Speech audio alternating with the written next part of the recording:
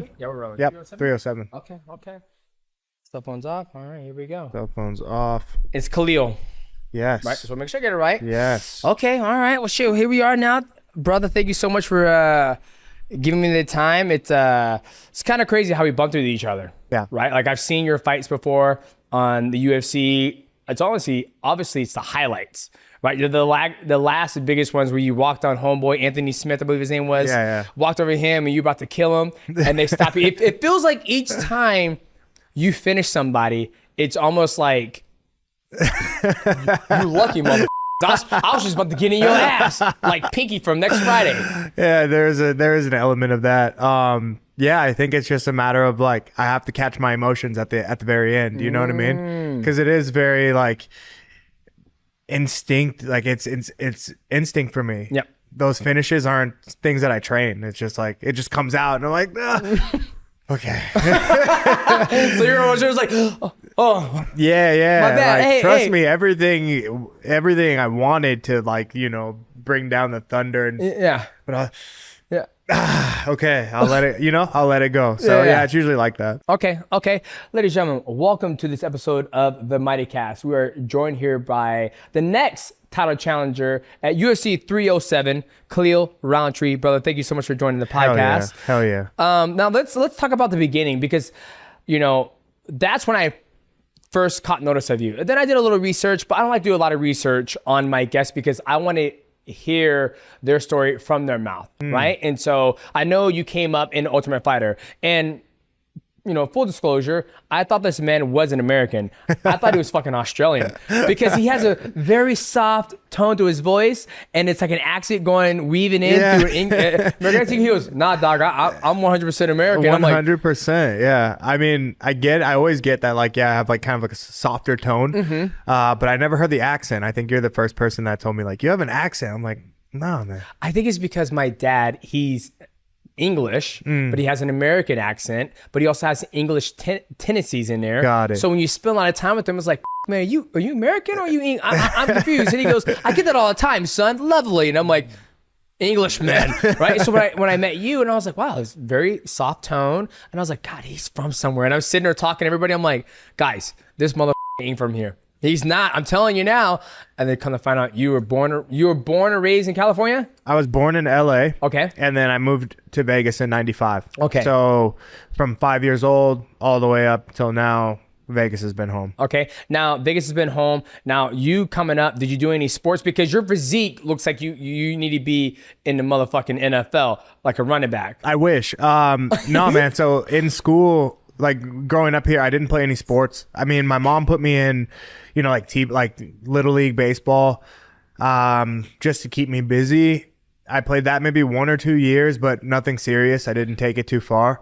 Yep. And then as a joke in high school, my friends were like, oh, try out for the volleyball team. And so like I tried out for the volleyball team and made it, but I never played. So you fucking made the team. You're like, Khalil, you're going to be our fucking center. You're like, nah, I'm all good, man. I think it was like a pity thing. I think the coach was like, oh, yeah, let's give this guy a shot, but I never played. So, sports weren't ever really my thing.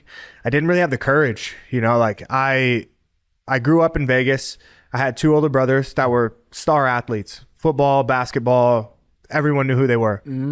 But when it came to me playing sports, I just didn't have it in me. Like, my dad, I lost my dad at a very young age, 2 years old. So I didn't have that like encouragement. And my brothers, they're only 5 and 8 years older than me. So they didn't really have the influence to be behind you. You know what I mean? They were just like my older brothers. So I didn't know. I was like, nah, football looks cool, but I don't know how to do it. How am I going to go? How am I going to go to a practice? And, I was shy. So I didn't really like get along with teams, and I just like shut myself down, really learn how to play music, and then that was kind of like my outlet. So you didn't do any sports in high school, just besides trying out for volleyball team? Yeah, like trying out for volleyball. Yeah, that is fucking crazy. I would at least thought you wrestled, played football, maybe a little basketball, because your physique, like you're pretty built. I mean, usually people who, because how old are you? 34. You're 34, right? So being 34, being at that physique, you would think you've done something in middle school or high school, from my perception of like being around a lot of athletes, grown up, especially at the highest level of mixed martial arts, you have to have some type of form of background. But what you're telling me, you didn't play any sports, you reverted to music. Yeah. And what instrument did you end up playing or learning how to play? I started with drums at like 8 years old. And then from drums, I went to guitar to keyboard to like bass guitar. And then I just kept building a collection. And it's hot in Vegas. So like, I would just lock myself in my room and like learn how to play by ear. So I'd listen to my favorite songs on repeat and then just like play. And that was my thing. Like that was like my outlet, that was my fixation. This was around the time of like the spawn of like video games, and the internet was like just becoming a thing, AOL. So I got to kind of grow up in that age of like the best age, like the beginning of the internet, LimeWire. Like, so I download music and like you got mail. It's like, fuck, I always got mail when I come in this bitch. So it kind of saved me because Vegas so hot. I didn't want to go outside, didn't want to play sports. So I started to like explore the internet and explore more music and different cultures and things like that. Wow. Now, when you say you didn't have the courage to do any sports, was because I have 3 children. My oldest is, he's one of the loudest. My middle is very soft. He's very chill. He's very reserved. And then I have my daughter. She's also very loud. And you're saying you grew up in a house of 2 brothers, and it's yourself. Did you not have the courage because they were, star athletes and you're like, fuck, I can never live up to what they've been able to achieve? Or was it like, you know what? I'm gonna let you guys do your thing. I'm here to support you guys. And for you to be at a young age to think that you didn't have the courage, I feel that you were very mature at that age.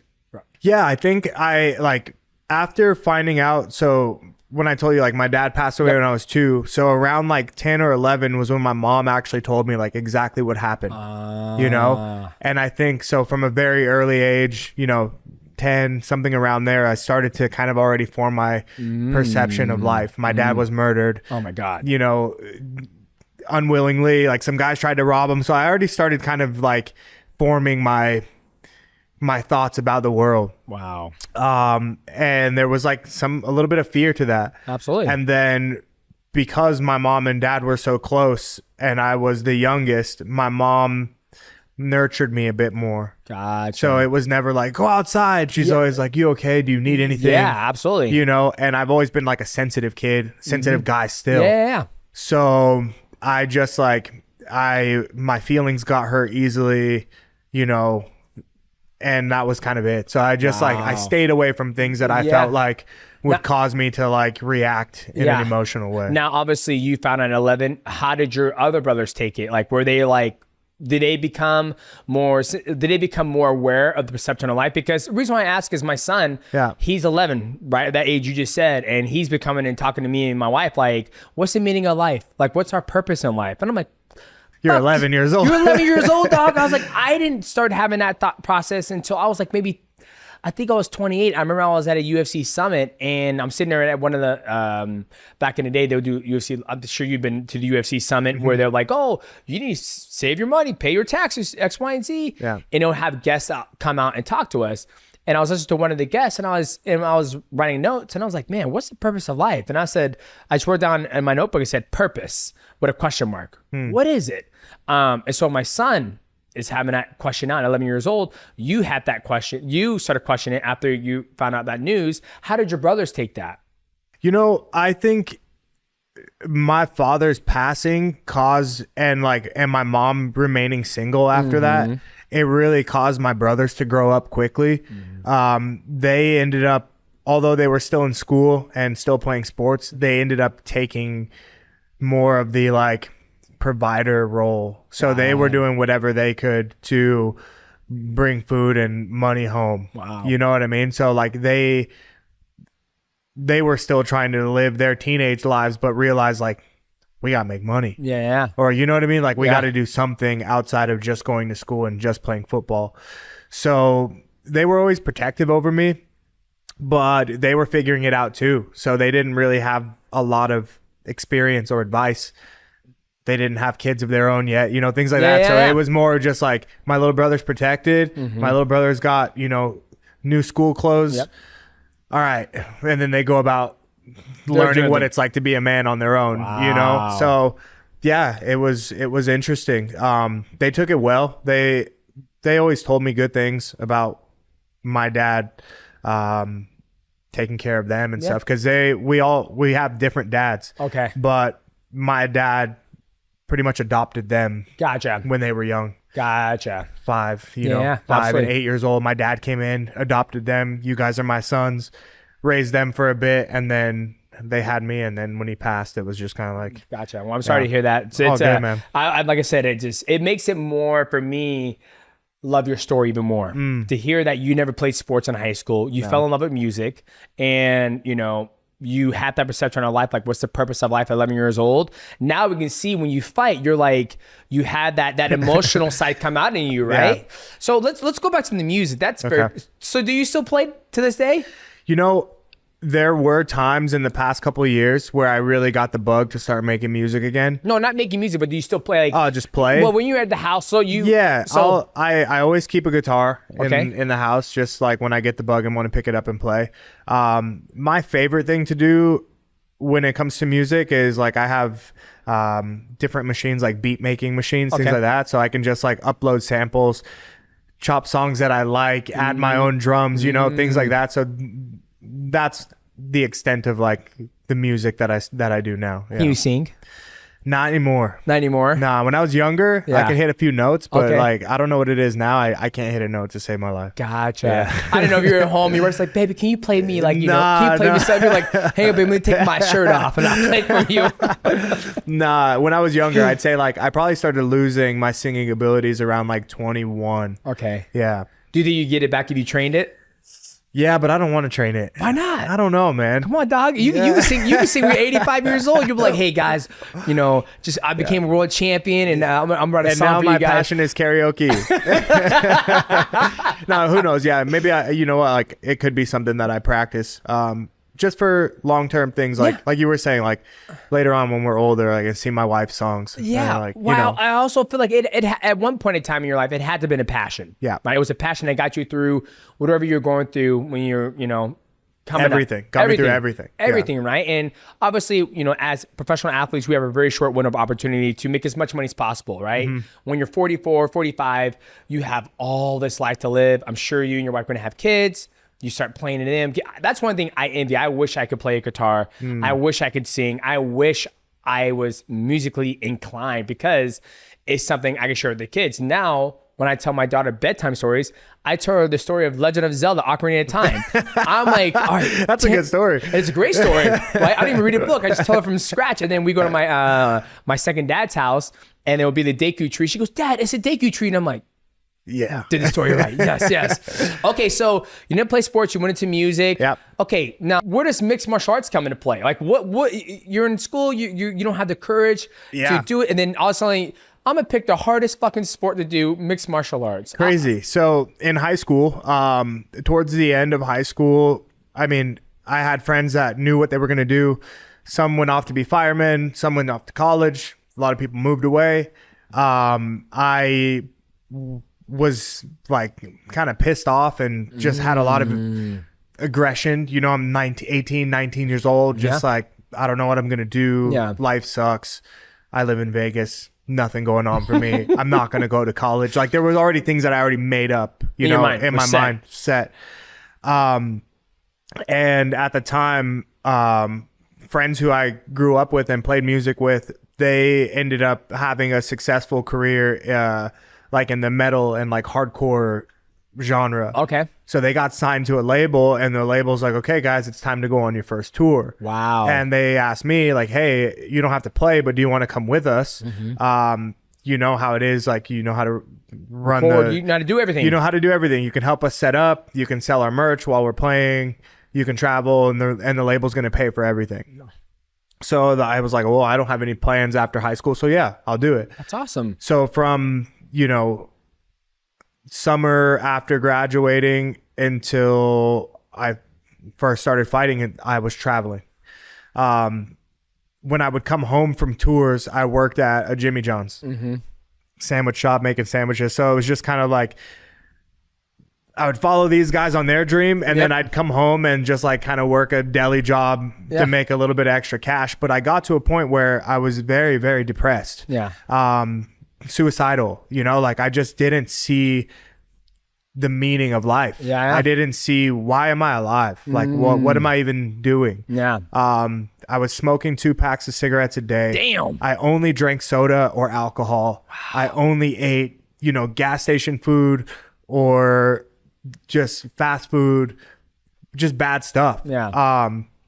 That's all I consumed. So after a while, without even knowing it, that was all aiding in my depression, aiding in my anxiety, you know, and all of these like emotions that I was feeling. It wasn't doing anything to make it better.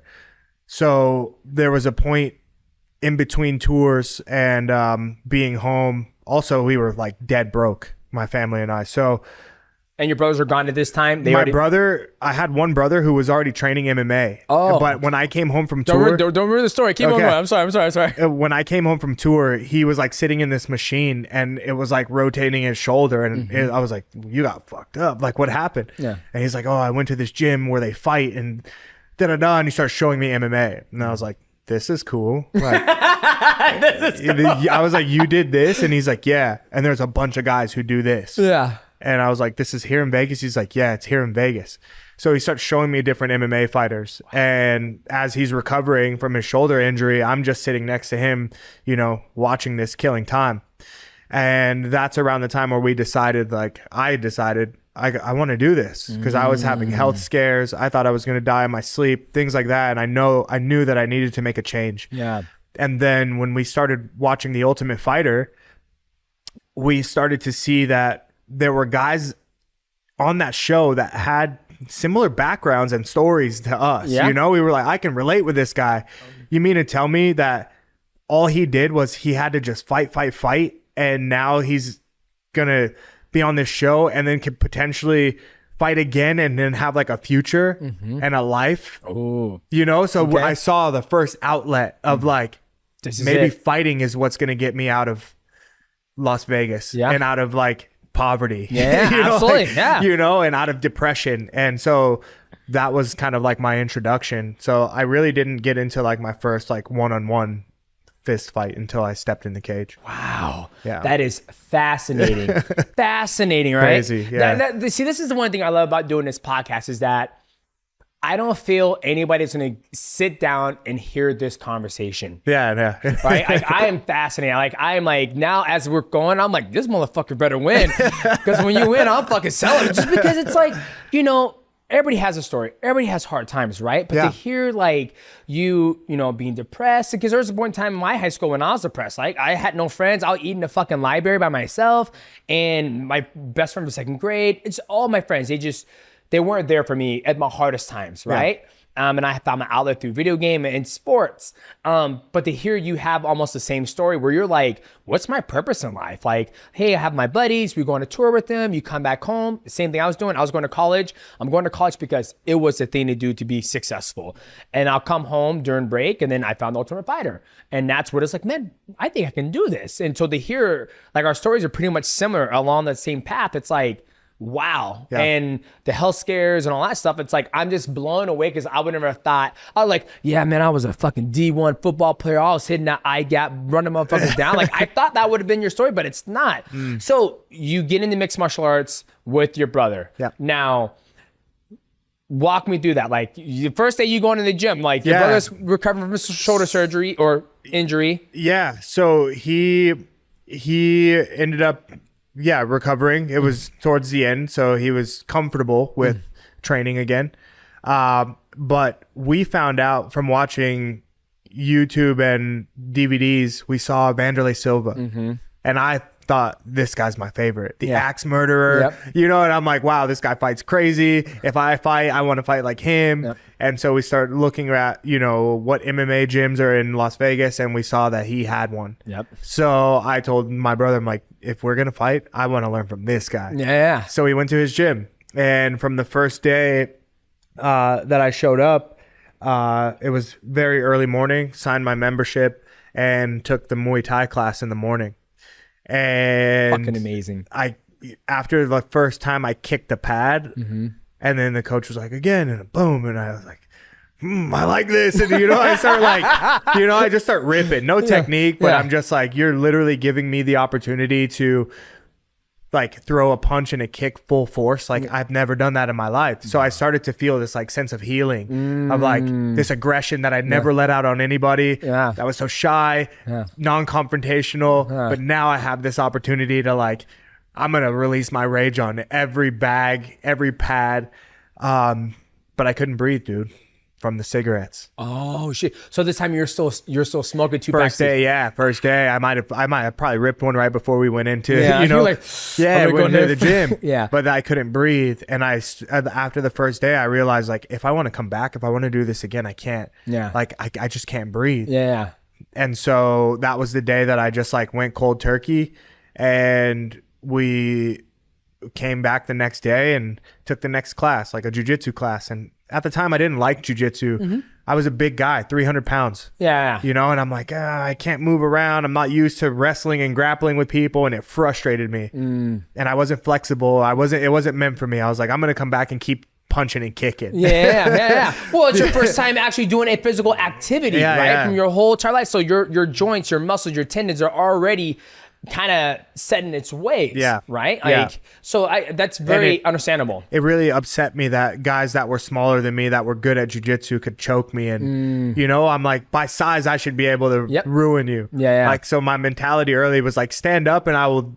I'll annihilate you. But jiu-jitsu, like no punching and all this, so I leaned more towards Muay Thai and boxing.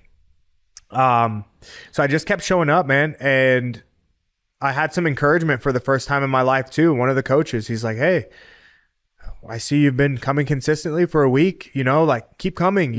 There could be something for you here. Like I see it, just keep coming. And I'm like, I've never heard that in my life. Wow. No one's ever given me this like reassurance, this positive, you know what I mean? Like, it's reassurance, affirmation, reassurance. So I was like, okay, cool. And I looked at my brother, I'm like, the coach wants me to come back. I'm going to come back. And after that, I started to make friends within the gym. I started to see what the people were eating. They'd bring their food to the gym, chicken, rice, broccoli. So I went home and I started doing that. I didn't know what I was doing, but I'm like, I saw this guy, he had chicken and broccoli and rice. So I made that, and that's all I ate for like months. You're like, oh my God. Brother, come in here. Yeah, and then like after maybe 2 months, I started losing weight, and then people that didn't see me for a while were like, "Hey, dude, you're looking good." So I was like, "You're just soaking it up." Where is this positivity coming from? Because I was such a negative person, like literally, like about to like wanted to end my life. And and things just started changing because I chose to train MMA. So after 11 months of training, I lost 100 pounds. Damn. And the coaches found me an amateur fight, and how was that? TKO, first round, 18 seconds, like ref stoppage. And my whole family was there. And I was like, what? Like, you're cheering for me? I was like, this is the first time in my life that I was like, I'd played on stage before. I saw my friends play on stage, but that's like a group setting. They came for you. These people came for me, and they were cheering for me, like, and I won. And from that moment, I just continued to push and push and push, not even knowing if I even wanted to take it to a next level. I just was like, I'll do it again. I'll do it again. I'll do it again. Yeah. Okay. Beautiful. By the way, beautiful. Because a lot of people don't understand that. You just show up. You show up, you put the work in, and you let the journey take you on. You walk the journey, right? There is no journey, because when you jumped into it, it was like, oh, it's a cool outlet. I'm like doing it, and I get a good affirmation that there's something for me. Don't know what that is, but I'm getting healthier. I stopped smoking. I'm losing weight. The health scares are going away. A lot of people, I feel, when they jump into mixed martial arts in 2024, it's like, I'm going to be in the UFC. I want to be a world champion. 100%. It's just like, you got it all wrong. It's like, it's a journey. You want to enjoy learning mixed martial arts, be healthier, and just have an outlet instead of the rat race. Right? Okay, so you start there. Now, in between there, you go to Thailand. right? Like last time we talked, you was like, I spent a couple years in Thailand. I actually went to Thailand towards the not the end of my career because it's still like I'm still in the middle. But okay, well, no, let's go back now. So okay, so you have your amateur fights. Then what was the next step? Because you go pro, and then you end up in an Ultimate Fighter. So okay, so buckle up, motherfuckers. Yeah, buckle up. We're here. Buckle up. Okay. I had a good amateur, amateur run. I fought for the middleweight amateur title, won that. Fought for the light heavyweight amateur title. I won that as well. So like I had 7 amateur fights within 2 years. Wow. So 22 years old comes around. MMA is still something that I just kind of do. And at the time I was the manager of a place called OTM Fight Shops. So we sold, working. I went to work and went to train when I could. Yep. But for me, my priority was work. Yep. I worked at a fight shop, sold gear, sold everything to the boxing gyms, jiu-jitsu gyms. That was just my passion too. I was like, I'm in the mix. Yeah. The boss offered me a job in California doing the same thing. And so I took it. So you got out of Vegas. So I got out of Vegas and I moved to Cali for a bit to just run that fight shop. And the boss tells me like, hey man, if you want to train, I can hook you up at Black House. That's where Lyoto and all those guys train. Just say the word and I can get you a place so you can stay active. So he set me up there. So I'm just working and training at Black House a couple days a week. And then that's when I met Anderson. Anderson welcomed me into his training camp, working with him a bit, built that relationship. And then I started to take pro fights in the RFA. Yep. So I had 2 pro fights in the RFA, but it was like $1,000, $1,200. Yeah. And at the time, although I won both of them, I just knew like I can't make a living off of fighting. Yeah. You still got to work. I have to work. That's the most important thing. And then I got a job offer in Las Vegas to work construction that was paying me $1,000 a week. Damn. That's more than fighting. Yeah, like fighting, I fight once, twice a year on those regional circuits. Yeah, $2,000 a game. You know what I mean? $2,000 and I still got to pay coaches, whatever. So like it just made way more sense to me to go for the security of working construction and making $1,000 a week. Yep. So I left everything behind in California and I moved back to Vegas and I worked construction. Yeah. 5 days a week. Wow. From 5 a.m. to 1 o'clock, but my checks every week were great. Yeah. So I'm like, cool, fighting's done. I got I got my career ahead of me, and then I ran into my current coach John Wood, who was training my brother. My brother was fighting in the World Series of Fighting at the time. Okay. John's like, hey man, what's going on? How's everything? I'm like, good. I'm working construction, making $1,000 a week. I'm making more than my fucking brother. Tell you that right now. Yeah. Like, how much is he getting paid? $3,000. Like, sick. Yeah. I can make that in less than a month. Yeah. But he's like, I don't know, man. You shouldn't give up fighting. Like, there's something there for you. And I was at like, this time, you've already given up fighting. Yeah, I was already like, dude, I'm working construction. Yeah. Like, I'll still train when I want, but like, I'm not gonna take this seriously. Yeah. How could I? Fuck, God damn it. Yeah. I saw everybody that was around me. They were all kind of making the same money. Only the guys in the UFC were making bigger money. And so John was just like, dude, just come train with me. Give me a week. Yep. Like, let's just hit pads every day for a week. Come into my gym and let's see if your mind changes. Yep. Spent that week training with John. Started feeling good again. Kind of weird. RFA called me for a fight. Like, hey, we have a fight lined up for you. Yep. And then also around the same time, crazy, John goes, hey dude, Ultimate Fighter's coming up, but you need 3 fights to get in. And at the time I only had 2. So we both agreed. He's like, RFA just called you, you can take that fight and then that'll make us eligible for the Ultimate Fighter. Yep. So I ended up signing and agreeing to fight, and that fight was on a Friday. Ultimate Fighter tryouts were on Sunday. Holy shit. So it was like cutting it real close, So I was like, I have to win this fight. Yeah. So I fought, I won, but I had a cut. So I went to Ultimate Fighter tryouts with a cut, but we still had to grapple and do everything that we had to do. Kind of like nothing really comes out of it, but like a month later we get a call back like, hey, welcome, you made through the tryouts. Now you got to come and fight to get in the house. Yeah. So everything to was get in the house. Yeah. Oh my So I god, made it. you're back in construction. Like, hey, man, what's I went good, back run? to work. Yeah, I went back to work. Keep talking. I'm just gonna check the camera. Keep talking like I'm right here. Yep. So I went back to work. I told the boss like, hey, I auditioned for this reality show. It's possible that they can call me back. So if they do, I'll probably have to take, a couple months off of work. And he's like, yeah, no biggie. So yeah, I went back to work as normal. Mm-hmm.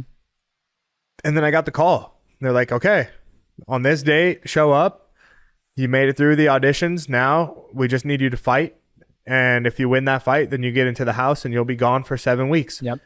So I was just ready for the opportunity. I took it and had my fight to get into the house. And that's when the first time that people saw me soccer kick. Mm-hmm. So I like dropped the guy. You were beating the shit out of him. Yeah, you're like, whack. When you kick him in the face, you kicked him in the body, right? So, yeah. Which like kind of learned from Vanderlei. Yep. So, yeah, man, only had 3 professional fights that were, regional circuit fights. Not even really fully. You were fully training. Yeah, it wasn't fully training. It was almost a point where it's like, hey, I have this opportunity. Yeah. Where I think that's the best. My personal opinion. That is the best way to approach mixed martial arts, right? Because you didn't have all your eggs in that basket. Yeah. Right. You're working full time. You're making it $4,000 a month. Right. So when you got the opportunity to go into the fight, it's like, oh, fuck it. Why not? Let's see what happens. I'll be gone for 7 weeks. Mm-hmm. Okay. That's fine. I'll miss out on, $7,000. Yeah. Right. If I do become successful, I'll make that money back when I make it to the UFC. Exactly. So that's exactly how it happened. Yeah, took the time off of work and fought and made it into the house. It was a crazy like up and down there. I made it with my training partner who like we trained together for a year.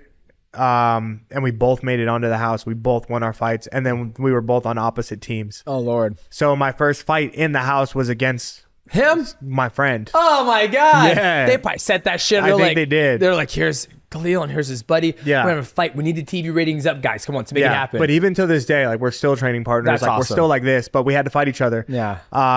It was a bit difficult. It wasn't the same for me because it was my friend. Of course. So we knew where we got the best of each other in training. Yeah. And at the time, he was a better grappler. Mm-hmm. So like I dropped him. Didn't finish because I'm like, it's your fucking friend. Yeah. So that killer instinct wasn't there. Yeah. It goes a bit and then he ends up sinking in the rear naked choke. But one of the takedowns that he had, I remember like I was dropping elbows to like his like trap neck and that shut him down. He couldn't fight again for the whole season. Yeah. Like caused like major damage. So you end up hurting him. He ends up finishing you. Right. Yeah. And then, but for the rest, so although I lost the fight, for the rest of the show, he couldn't fight. He couldn't fight. Wow. So towards the end of the season, they brought me back and they were like, you have to fight. And then they made me fight my other friend who was my bunkmate on the same team. So like, I'm already in my mind, I'm like, I'm out of the competition, but I'm not out of the competition. Yeah. Right. But I made friends with a guy named Josh and we were just like, we were bunkmates. All we had was to talk to each other because we didn't have anything else. No TV, no fucking phone. Yeah. So nothing. like Josh and I feel like got closer in the house than Corey and I did in the gym. Yeah. But then I had to replace Corey and come back and fight Josh. Yeah. But I knew I can't make the same mistake. Of course. I have to finish this guy. Yeah. That's what got me into the finals. Okay. So I fight the finals in MGM against a wrestler and he took me down for 3 rounds and just like laid on me. But Dana was not happy with that performance and he knew what I was capable of because even in my semifinal fight, like it was a banger. Yeah. And he gave me a contract anyway. Nice. So you got a contract. You have to refresh my memory. I think the contract was like $100,000 for 10 fights. What was it? Yeah, like back in the day? Something like that. Back in the day, I think like... Man, I think when I first got signed to the UFC, my show money was like 10 grand. Okay. So it's standard contract. It was like 10 else. and 10. Okay. Yeah. Boom. So now here you are. Now you're making $10K to show up and you're making $10K if you win. So that's and I'm in the UFC. And you're in the UFC. So it's like, I never dreamed of being here. Yeah. But now you're at a place where it's like, hey, you're eating healthy. You feel good. You're the biggest stage in mixed martial arts. Yeah. You're here now, 10 to 10. All right, we're out of the house. Pick up from there, my friend. Yeah. Do you want anything? You want water, juice, anything like that? I'm okay. I'll crack this. Okay. I just want to make sure. This is a good story. So I get signed to the UFC, and after that, like, I ended up getting booked my first fight out of the country. So like I fought for the final. Yep. Lost that one. So my like first actual official UFC fight. Because those are all considered exhibition, right? So it's not really on your record. Well, that one was because it was it was sanctioned. It like, you know, for 3 rounds, everything. Yeah. But like after actually getting handed a contract and saying like for the next 6 fights, whatever. Yep. So my first fight under contract was in Australia. Wow. But I only had 3 fights. Yeah. You know, like, technically you only had 3 legit. I only had 3 actual fights. Fights. Regional. Yeah. You're still working full time. So technically right now, up to this point, you still haven't got home, did a full training camp, okay, Khalil, this is what this guy does. He does da-da-da-da. We're going to put together a game plan on you. We're going to get your nutrition right. We're going to get your weight right. You haven't even experienced that point. Mm-mm. And now you're going to your first fight in Australia. Yeah. At this point where you're like, hey, I'm all in, or you're still like, hey, I made it. I got a contract. I still was working. Yeah. You know, like still working and doing the same things because I didn't know any different. Yeah. At this time, I just knew I'm just getting paid to fight. Yep. I'm getting paid more to fight. Yep. But I still continue to work and took that fight out in Australia, and kind of the same thing happens. I like dropped the guy, but then he rear naked choked me. Mm-hmm. And then that's when I met my strength and conditioning coach, who like was so mad at me. I didn't even know him. I didn't even know him, but he like we met randomly in the gym, and he was getting ready to climb Kilimanjaro. Mm-hmm. And he had like all the, like his mask on, and he's training hard. And I don't know what I was doing in the gym, but he's like, "What are you training for?" Yeah. And I was like, "I'm a UFC fighter. What are you talking about?" Yeah. And he's like, "No, you're not." And I was like, "Yeah."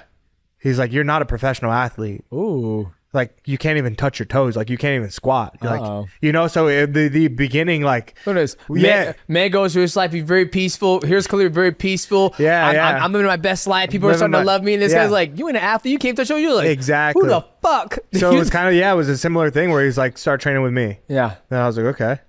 And he's really he was Lorenzo, his name. He was a really big, like, pivotal moment in my life because I thought I was working hard and I thought I was training, but he started to kind of like keep it real with me from the beginning and expose me. Like, you got finished, like that choke, you could have survived it, but you tapped because you're afraid of getting choked, you know, like, so I started like bringing these like reality to my mind, and started teaching me like how to work hard. And right before he left to go, or there was a moment before he left to go climb the mountain, where he was like, you know, as I sit here and contemplate my life and contemplate like I could possibly not come back from this mountain. A lot of people don't make it back. He's like, but I think about the people that are going with me. And he's like, he said, but I don't think that you're a type of man that I could rely on to like save my life.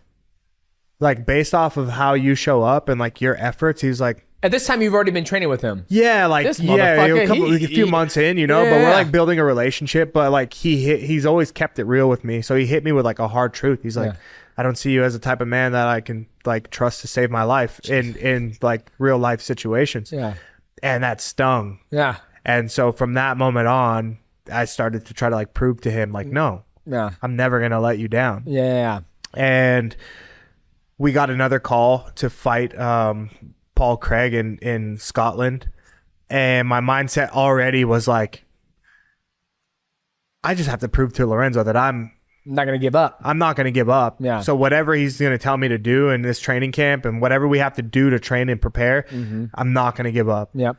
And like that fight was one of my favorite fights. I go out there, starch the student, his home country, first round, and I'm like, okay. I told you, motherfucker. I started to get a glimpse, you know? Like I started to get a glimpse of like, okay, I see what you mean. Yeah. I see the effort it takes. And it just like it just built from there, man. Wow. I don't even know, like, the story, like it goes on, like there's so many little pieces, but and at this time, how old are you at this time? At this time I'm probably 26. Okay, so we're gonna fast forward through a lot of stuff because there's always ups and downs in somebody's career, but I feel like just like God, it's just so crazy where I feel like Lorenzo is his name. I feel like that was probably the first father figure that you probably looked at, because here's somebody, a random person, and you're training. He's like, you're not a professional athlete. And you're like, the last couple years, I am a professional athlete. I trained with Anderson Silva. I trained at Brendan Lee Silva's gym, and I'm winning. Yeah. And I just got a contract for 10 and 10, and I'm not even fucking trying. And you tell me I'm not a professional athlete? Yeah. Okay, all right. And then I'll train with you. You're training, you're building a relationship with him. And next thing you know, he goes, you know what, man? You know what, Khalil? I don't think you motherfucker who would bail me out. And you're like, you're not like dad, but you're like, damn, like I see you as a father figure, right? Yeah. Me growing up, I just met my father 8 years ago. So for me, I always looked at different men in my life as a father figure. Mm-hmm. And when you tell that story about like, I'm gonna do everything he says, I'm gonna prove to you that I'm not, that character flaw that you think is in me is not true, right? Yeah. So I can see, like when he said that, you saw as a father figure. So I kind of find that interesting. That was an interesting story. Okay, fast forward. You're in the UFC. You've been in the UFC your whole entire career, right? Now you're on a 5-fight win streak, right? Before your wife left, before we started the interview, 4 of those fights have been finishes, and now you're getting an opportunity to fight for the world title. You look at the span of your career, right? Ups and downs. When you first started it, you never took it serious, right? Mm-hmm. Now you get an opportunity to fight for the belt. What changed to where you started taking it serious? Like, you know, we're basically time jumping a lot of stuff, but there had to be a point in time in that middle. Can you talk about like when you're like, okay, because the first 2 fights in the UFC contract, it was all overseas. Yeah. So you I'm sure when you did those fights, you never really actually can't fight in Australia. I'm gonna go over 2 weeks early to acclimate to the time zone, get my body acclimated to the season. Or did you do that? Nope. Okay, I didn't think you did because you're still working full time. Yeah. Second fight, Scotland, right? Yep. You went over 4 days before the fight, your start room. At what point in time was like, okay, I'm a full-time athlete, I'm making great money. What was that point? Okay, so that point was recently. I'd say that point happened 2021. Think about that. You're in the UFC, you're 22 years old, 2021. I'm not going to do the fucking math. Can you help me out here? What age was that? 31? 31. 31 years. 31-year-old. You've been in the UFC Took me 11 years. 11 years in the UFC, and now you're like, oh, okay, I guess I'll take this serious. Yeah. I'll take this serious. Yeah, so actually, it took about...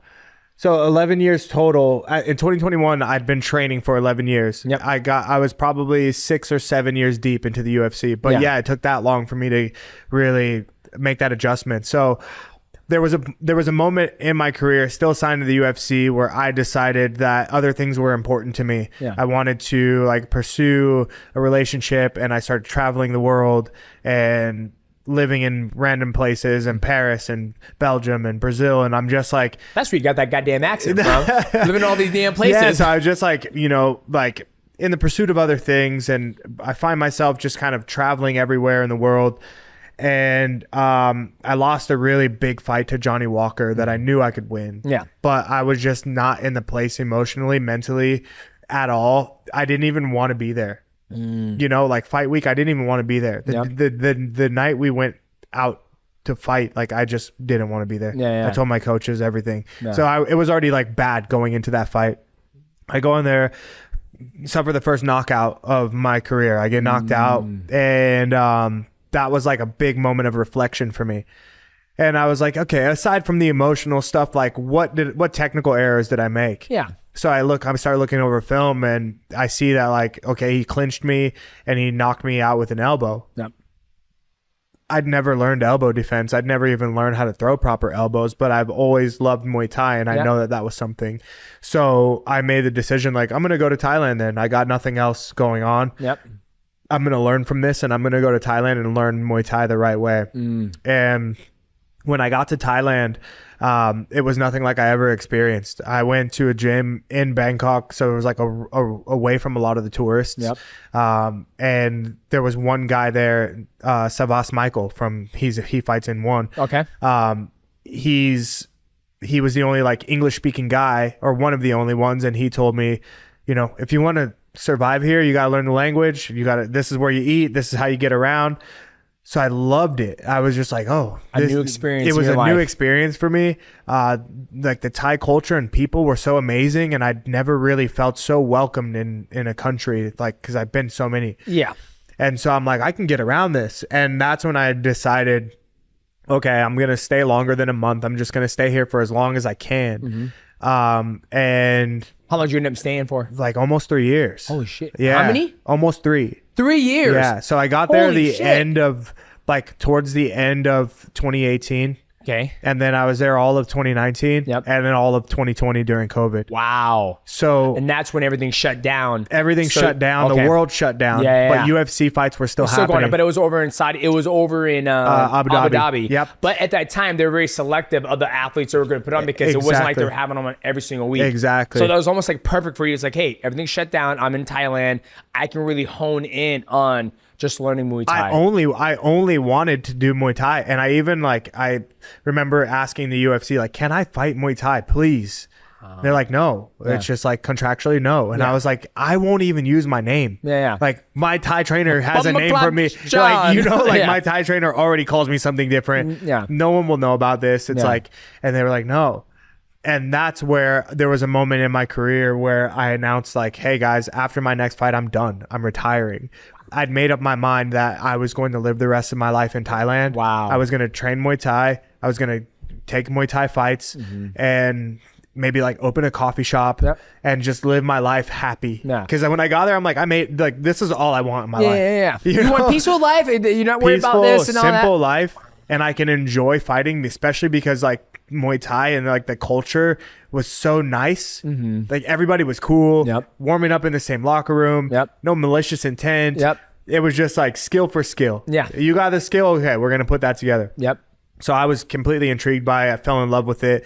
But then COVID happened and I had to fight. And UFC, they at the time they offered me a new contract as well. So I'm like, man, I can't turn this down. But because I'm sure the money was a lot better. Yes. A lot better. Yes. Because at that time, were you still on your first contract with the UFC? Or I was on like my second contract, but it still wasn't really good. Still really good, but this one's going to be a lot better. Yeah, a lot better.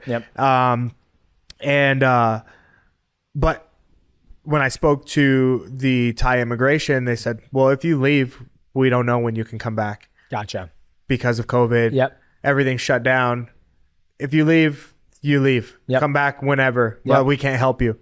So I just was like, okay, well, if I have to leave this place that I love and that I literally want to spend the rest of my life, then I'm going to make it worth something.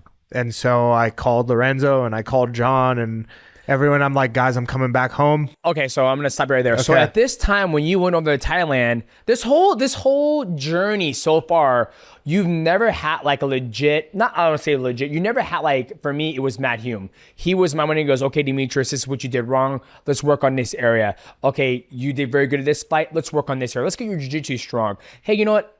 This is Bibiano Fernandez, one of the best grapplers in the world. I want you guys to train because I think you guys will learn a lot from each other. For you, I feel like you're like a journeyman, not like a journeyman, but like you're like fucking like a nomad, you're like a Ryu. samurai. You got your backpack and like, I'm gonna go to Thailand and learn Muay Thai. You're out there for 4 years and you're like, you get a new contract. Oh fuck, I need to take advantage of this. Hey guys, I'm coming back home to train. So you really didn't have something overseeing your training. There was no structure. Wow. Wherever I went, whatever country I went to, it was just like you learning, making friends. Like, hey, this is who I am. This is my name. Came to check out your gym. And then learn what I learned and stay for however long I stay, and then off to the next place. But like I said, Thailand was the only place where like for the first time in my life, I was sure. I'm going to be here. I'm not going anywhere. Is this where you met your wife? We met, so really weird. She grew up going to Thailand. Okay. Family having like vacation home there. I found out about her through some friends in Thailand at the time. Like, you don't follow this girl? I was like, no, who's this? Oh, she loves Muay Thai. She's always out here, blah, blah, blah. So I see it and I'm like, okay, follow her. They're like this luscious black man out here. So we have mutual friends and we followed each other, but we never met. And I came back to USA for like a business conference, and it just so happened that she was there. Oh, wow. And we like met there, and then we were like hooked from that moment. And then we met back up in Thailand. COVID happened, and then she's just like, well, yeah, it was kind of a decision. We'd only known each other for a couple months. Yeah. And we're like, well, are we going to do this? Like, yeah. You know, it's either you leave now or, you know, like, what are we doing? Because she would have left. She can't, you know, right? And you guys are probably already heading off. So I just wanted to make sure I brought, for my own recollection, where you guys met. Yeah. Okay, so you get the new contract. The UFC is like, hey, we got to fight. You're like, okay, I'm calling the boys back home. John, Lorenzo, will come back home. Continue, my friend. So, John, he said, yeah, absolutely. Doors always welcome at Syndicate. Yep. I would love for you to come back and we start working again. And Lorenzo's like, yeah, if you come back, you already know the deal. Yep. I need 100% effort. Yeah. I need focus. Yep. But he's like, but I need to know what you want. Like, what do you want out of all of this? You know, like, you have these moments in your life. I feel like so far from the very beginning at 11 years old, what is the purpose of life? What is my meaning of life? Then you go off, you fall in love with music, you go through your life, you have your brothers, and you find mixed martial arts. The first thing that's giving you that, you know, that reaffirmation, like, oh, I'm doing something. Then you meet Lorenzo. Mm-hmm. He tests your character. He says you have a character flaw. Yeah. You prove him wrong. You go off to Thailand. You want to learn Muay Thai. Then you're coming back, right? You feel like you got everything together. You met your beautiful wife. You're like, I'm going to come back and train. And then there he is again. Yeah. What do you want out of this? What do you want out of this, right? So he's always testing. Yeah. I feel like you said, he's a very pivotal thing in your life because people go through the whole entire life not even asking themselves that question. Exactly. What do I want in life? Yeah. Continue. So, because I asked him, I'm like, hey, I'm coming back. I want to train with you. It's like, yeah, of course, absolutely. But then, it hits me with the big question, like, what do you want? Like, what's the goal? What do you want out of this? And I got to a point of like saying, well, if I'm going to leave this place, if I'm going to leave Thailand and I don't know when I can come back, then I want to be 2 feet in and I want to get that belt. Yeah. Like I'm going to have, my focus is just to be the champion. Yep. And he's like, well, that's going to take a hell of a lot of fucking work. You know, like you like, that's just. I love how he straight up goes, it's take a lot of work. Yeah. But I believe you can do it. Yeah. He's like, it's going to take a lot of work. Yeah. And he's like, but if that's what you want, then I promise you, that's what I'll give you. Yeah. Like I'll hold you accountable. Yep. If I see that there's areas that, you know, that you're lacking, I'm going to hold you accountable. You're probably going to hate me, but you're telling me that you want to be a champion and you had to leave your dream behind to pursue the other one. Yep. Okay. When you land, send me a text. And that's literally where we've been since 2021. Wow. And then that's where you went on this amazing run. Yeah. The five fight win streak. 5-fight win streak. 5-fight win streak. And actually now is the time where. And that's when you said, okay, you came over to Thailand and was like, okay, I'm taking this shit serious. The money's a lot better. Money's better. I got money stacked up. Yeah. I can make do with what I have, you know? And so... and your wife came with you. Wife came with me. You guys weren't married at the time. We weren't married at the time. We first set up shop in New York and I had like kind of a balance. So I'd come to Vegas and I'd train, do training camp. And then after my fight, I'd go back to New York and just kind of... live out there for a couple of weeks. You know, Lorenzo was like, nah, dude, you need to this ain't months off. Yeah. It's like, if you want to do this, it's just full time. Yeah. So after a year of kind of bouncing back and forth, my wife and I decided like, let's just move everything over to Vegas, and go even more all in. Yeah. And then, we've been on a crazy win streak, but this is a moment in my career and in my life right now where I really feel like there's still so much room for growth, but I'm at my very best. Yeah. And I'm doing things. I feel like if I needed to go right now and practice with the Raiders, I feel like, okay, I can. Yeah. You know, just from the stuff that we're doing athletically, it's like my life is this. Yeah. It's not working another job. It's not going out with friends. Like I don't do that shit. I got rid of whatever a normal life looks like. Yeah. And my life is just dedicated to like becoming a champion. Wow. I love that. I love that. I mean, I love that. It's just, I mean, your story is just so fascinating, amazing from being. Do you speak Thai? I do, yeah. Oh, wow. So I learned enough to be able to survive on my own. Yeah. Order my food, take my taxi, have just like small talk on the street. Yeah. I still practice. Wow. So I have like, one of Are you those gonna like retire? language apps. Are you going to retire there? I'm going to after retire somewhere close to there. Gotcha. I'm going to retire in a place that it only can take me max 6 hours to get to Thailand. Gotcha. That way, because I feel like that you grew a lot out there. Yeah. Right? Especially in the times where you met your wife. You love There's the something culture. there, man. Yeah, like something to my soul. Yeah. Like I don't know. There's just something about the place. There's something about the family that took me in. Thailand taught me a lot without, like just everything about the place, the energy of the place. First time really like diving into A different culture, like probably. a different culture and like a deeper side of myself and like a more simple side of myself as well. Because you went out there by yourself, Yeah. right? That went solo. That's for fucking sure. crazy, right? You tell somebody from your background, from being not Yeah. having the courage to do a sport and all that stuff. Yeah. You went to California by yourself. To open a shop. You came back. You started training again. Then you're like, I got knocked out. I'm gonna go to Thailand by myself. Yeah. That's uncharted territory. You was like, hey man, you want to go to Thailand? Let's go, man. Yeah, like I didn't have friends there. Like someone set me up to let me know, like, hey, this Yeah. is the hotel. Yeah. It was kind of like I showed up. Yep. I was there, and okay, what are we doing? What are we doing? Like, what are we doing? You ain't got time to fuck around, right? Yeah. Wow. Okay, so fight win streak. You're taking on Alex Potan Pereira. Yeah. All right. Now I saw some stuff that you did. You're like, in all my fights, I never taken anybody down. Yeah. You just stand and bang. Yeah. Right. And that's what you're comfortable with. That's where you good. Just say him what you want to, baby. And that's how you feel you're gonna approach that fight. You're gonna go out there and fucking bang with them. Yeah. Oh, okay. Well, it sounds good. Well, here's the thing. I mean, like, I feel like a lot of the times when we think of like stand and bang, Yeah. it's very like wild. Yeah. I mean, like, I plan to go out there and strike to the best course. of my ability. I'm just fucking bullshit. No, right? I get what you mean, Yeah. but just for other people that Yeah. may be expecting something else, like neither of us are idiots. Yeah. I think we both know what we're up against, Yep. Yeah. Yeah. And I think that it's just like, what an exciting time in MMA. What an exciting time for supporters of me. Yeah. What an exciting time for supporters of him. Yeah. It's And, just- and for supporters of him, supporters of you, but not just them. What an amazing time for you, Yeah, right? man. Because this came out of left field. You weren't like, correct me if I'm wrong, because when we talked on the phone, you're like, hey man, we're doing the MIGHTYcast. Like, fuck man, I'm doing all this. I just found out, right? So they just called you random, like, hey man, you're getting the next shot. Yeah. So, I was under suspension. Yep.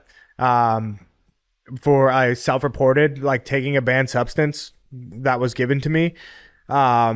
Gave them all the facts, gave UFC everything. They saw it wasn't my fault. So they're like, okay, cool. We're going to do whatever we can to make sure that, like you're not punished for this. Yeah. Right. Yep. And so, I was just like dealing with that and then kind of talking a little bit back and forth with the athletic commission. Like, guys, what's it looking like? Yeah. Give me an idea, like what's, and Can like, I go back to Thailand? What's going on here? like Yeah, I'm thinking, how long is I'm thinking everything. And the last time I spoke to the athletic commission, the number that I heard was 9 months. Yeah. So I'm like, 9 months. Okay. That means that I won't be able to fight until February. Yep. So I'm like, okay, whatever, swallow that, Yep. do whatever I got to do with it. And I just continue to train. Yep.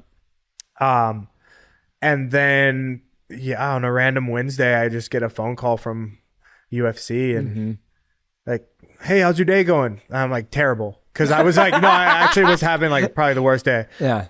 I'm like, terrible. What's up? Yeah. Well, I got some good news for you. You're fighting Alex October 5th for the title, Salt Lake City. And I just lost my mind. I was like, no way. Yeah. Like, yeah. Like, yeah, way. I was like, well, okay. Well, all right. What do I do? Yeah. Start training. Yeah. I'm like, well, I'm already training. Okay, cool. Well, then be ready. Yeah. It was just, Good luck. yeah.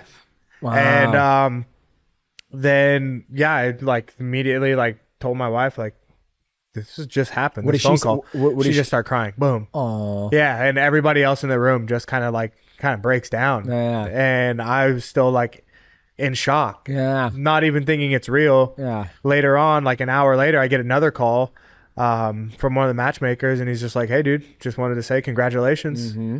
I know how hard you've been working." And I'm like, "Okay, this is happening. Yeah, You know, like, yeah. this is happening." And yeah, now I'm just living in that moment in my life and in my story where like things that I saw possible, things that I've been working for, every fight that I've had, like it all builds up to this, Yeah. you know? And this is such a cool time for me because not long ago, Yeah.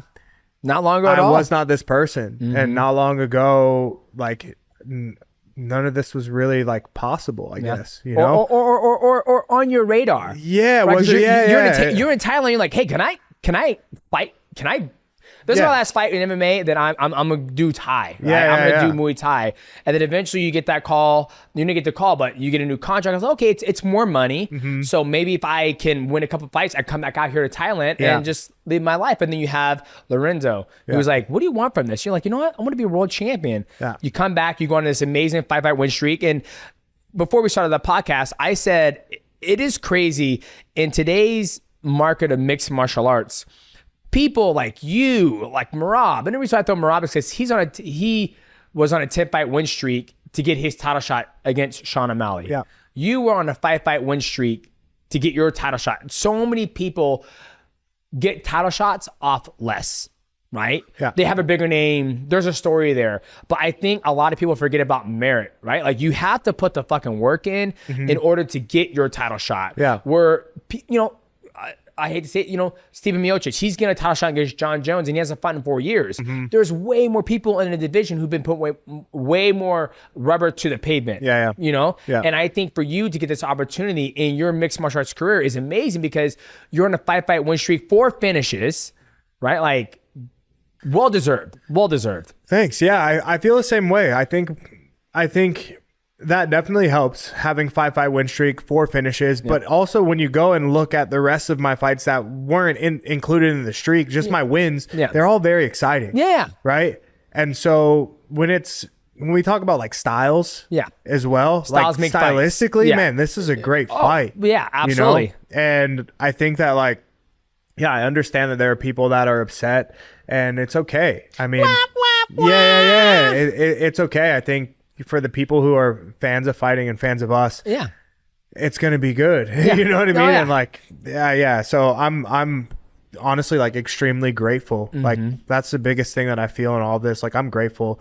I'm happy. Yeah. Like That's the most I'm important not part. worried. I'm not stressed. It's like what a beautiful time Opportunity. right now. Opportunity. Yep. Amazing time to be alive. I've worked so hard. I put in so much work to get to this point. Like I'm gonna enjoy it. You think your sadness is gonna affect my vision of this opportunity?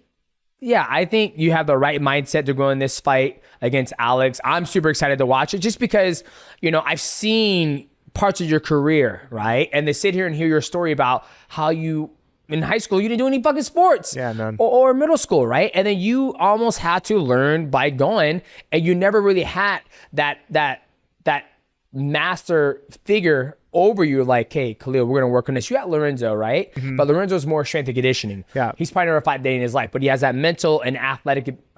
He knows how to train athletes. Yeah. Train people to be the best. And he's version a of great himself. dad. Yeah. You know what I mean? Yep. Like he's a great father. All of his children have done great things in sports. So yeah, he's been involved in that stuff for a very long time. Yeah. But when it comes to like kind of like someone in the martial arts world who's overseeing what I'm doing or hey, do this, do that. Like, no, it's whatever. It's whoever I've met that feels some type of connection to help you. You know? Gotcha. And that's always been like, yeah, guys, Vanderlei was very early on. Anderson, Lyoto. Yep. I mean, even Glover back in the day, like I trained with him a little bit. He was some guy, like I took pointers from him. Yeah. Like, so I've had the opportunity to really like meet some of the best in the world and taken some advice from a lot of them. And it's made me who I am today as a fighter for sure. Nah, that's what's up.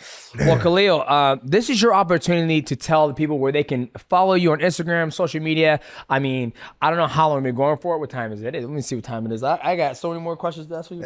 Oh, we're gonna go for an hour and a half. What time we start? 2:30? Okay, I'm asking a couple more questions. Okay. Here, cut it. Okay, so then what else, like right now, but I feel like you're the type of person, athlete, where you're just focused on this right now. Yeah. Nothing else exists outside of fighting, right? Right now, my biggest focus is 100% this fight and getting this belt. Yep. After that, I plan to do something here in my city in Las Vegas. I really want to bring the UFC belt home. Hasn't been a Las Vegas champion ever, like a home grown Las Vegas. We have a champion, and this is the home of the UFC. Wow. You know, like, think about that. Yeah, exactly. The UFC's been around since 1983. Yes, exactly. And there's never been. No, there's not a person from Las Vegas to bring the belt home. So for me, that's important. And that's where I see, like, okay, I'm at this moment where all I'm focusing on is winning this fight. Yeah. But what comes with winning that fight is like bringing that belt home and making an impact on the city somehow. I want, like, now it's like, okay, now I want to share my story with my home. Oh, absolutely. With my city, with the kids who are living in East Las Vegas, North Las Vegas. Yeah. You know, not knowing the kids that were just like me. Yeah. Because the city's changed, but they're still, like, on the outside. Absolutely. It's still the same stuff going on. Yeah. So I mean, for me, it would be, bring the belt home. Like, use that as kind of like my microphone to, like, I don't know, get people together to, maybe it's like I open up like a big facility here that's big enough to house, you know, few hundred people, or there's some type of foundation or something where, like, I can use what I've done and use the like my story, but to, like, make an impact on the home and, like, where it all started for me. So that way everything else after that, like, I can go on, do whatever, but I want to do something important for the city. Honestly, sure. Sitting here and listening to your story, I don't think you need the belt to do that. I think if you have the belt, it adds extra icing on the cake. But I think your personality and your journey of where you started into where you're at today is more than enough, because you've made it out. You're well taken care of. You met a beautiful wife. You guys have an amazing marriage from the outside in, looking in. You're not stressed anymore. You don't have anxiety.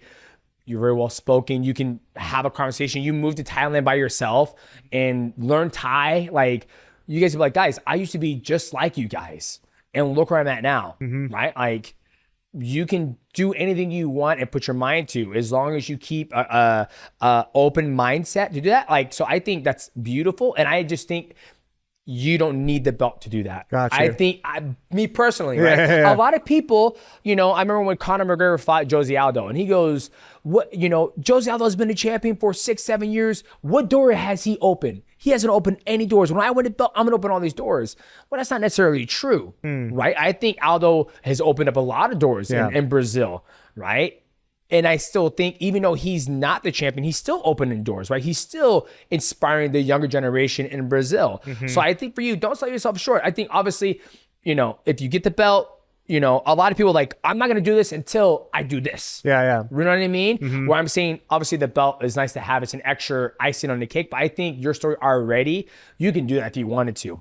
If you wanted to, right? But right now, you're focused 100% on the fight. My focus is the belt, right? The belt. And the just really finally being at, like, the pinnacle of, you know, of the sport, of my career. And I've worked myself high enough to get to this point. And I'd hope that, you know, like, I'm working towards the ultimate outcome being like, I win this belt. Oh, 1000%. You know what I mean? Yeah, and absolutely. So then, like, after that, what comes next? I think the biggest thing, I think, is just, like, how can I share this? Yeah, absolutely. Whether I have the belt or not, obviously belt is, like, that's what I'm focused on. Boom. Pinnacle, got it, push the button, you know, like, okay, I got it. But like now that I have this, like, how can I make the biggest difference while I have this? Yeah. And then I think that the thing you said, that there's never been a homegrown UFC champion in Las Vegas. Like, I'm blown away when you brought that up. I've never thought about that. I could probably do my research, but I don't think there is. Yeah. Randy Couture's not from here. Josh Bennett's not from here. Cody Nola's not from here. TJ Dillshaw's not from here. Dominic Cruz isn't from here. I mean, Brandon Moreno's not from here. I mean, we can go down the list. Yeah. I mean, who? Michael Chandler's not from here. Conor McGregor's not from here. Nobody from here has ever been a champion from the home of the UFC in Las Vegas. Yeah. Like, that's huge. And yeah, like I started. You grew up down the street from this motherfucking house. I grew up down the street from here, but also like I started MMA at 20 years old. Yeah. And like I'm 34. Yeah. So 14 years. Like it's kind of crazy. It's fucking crazy. You know what I mean? It's fucking crazy. And never doing a sport. Never doing a sport. Yeah. You know, not even an athlete. Like, couldn't even run a mile. Yeah. And now smoking 2 packs of cigarettes a day. Yeah. Now it's just like, it's completely different. Like I'm a whole different person.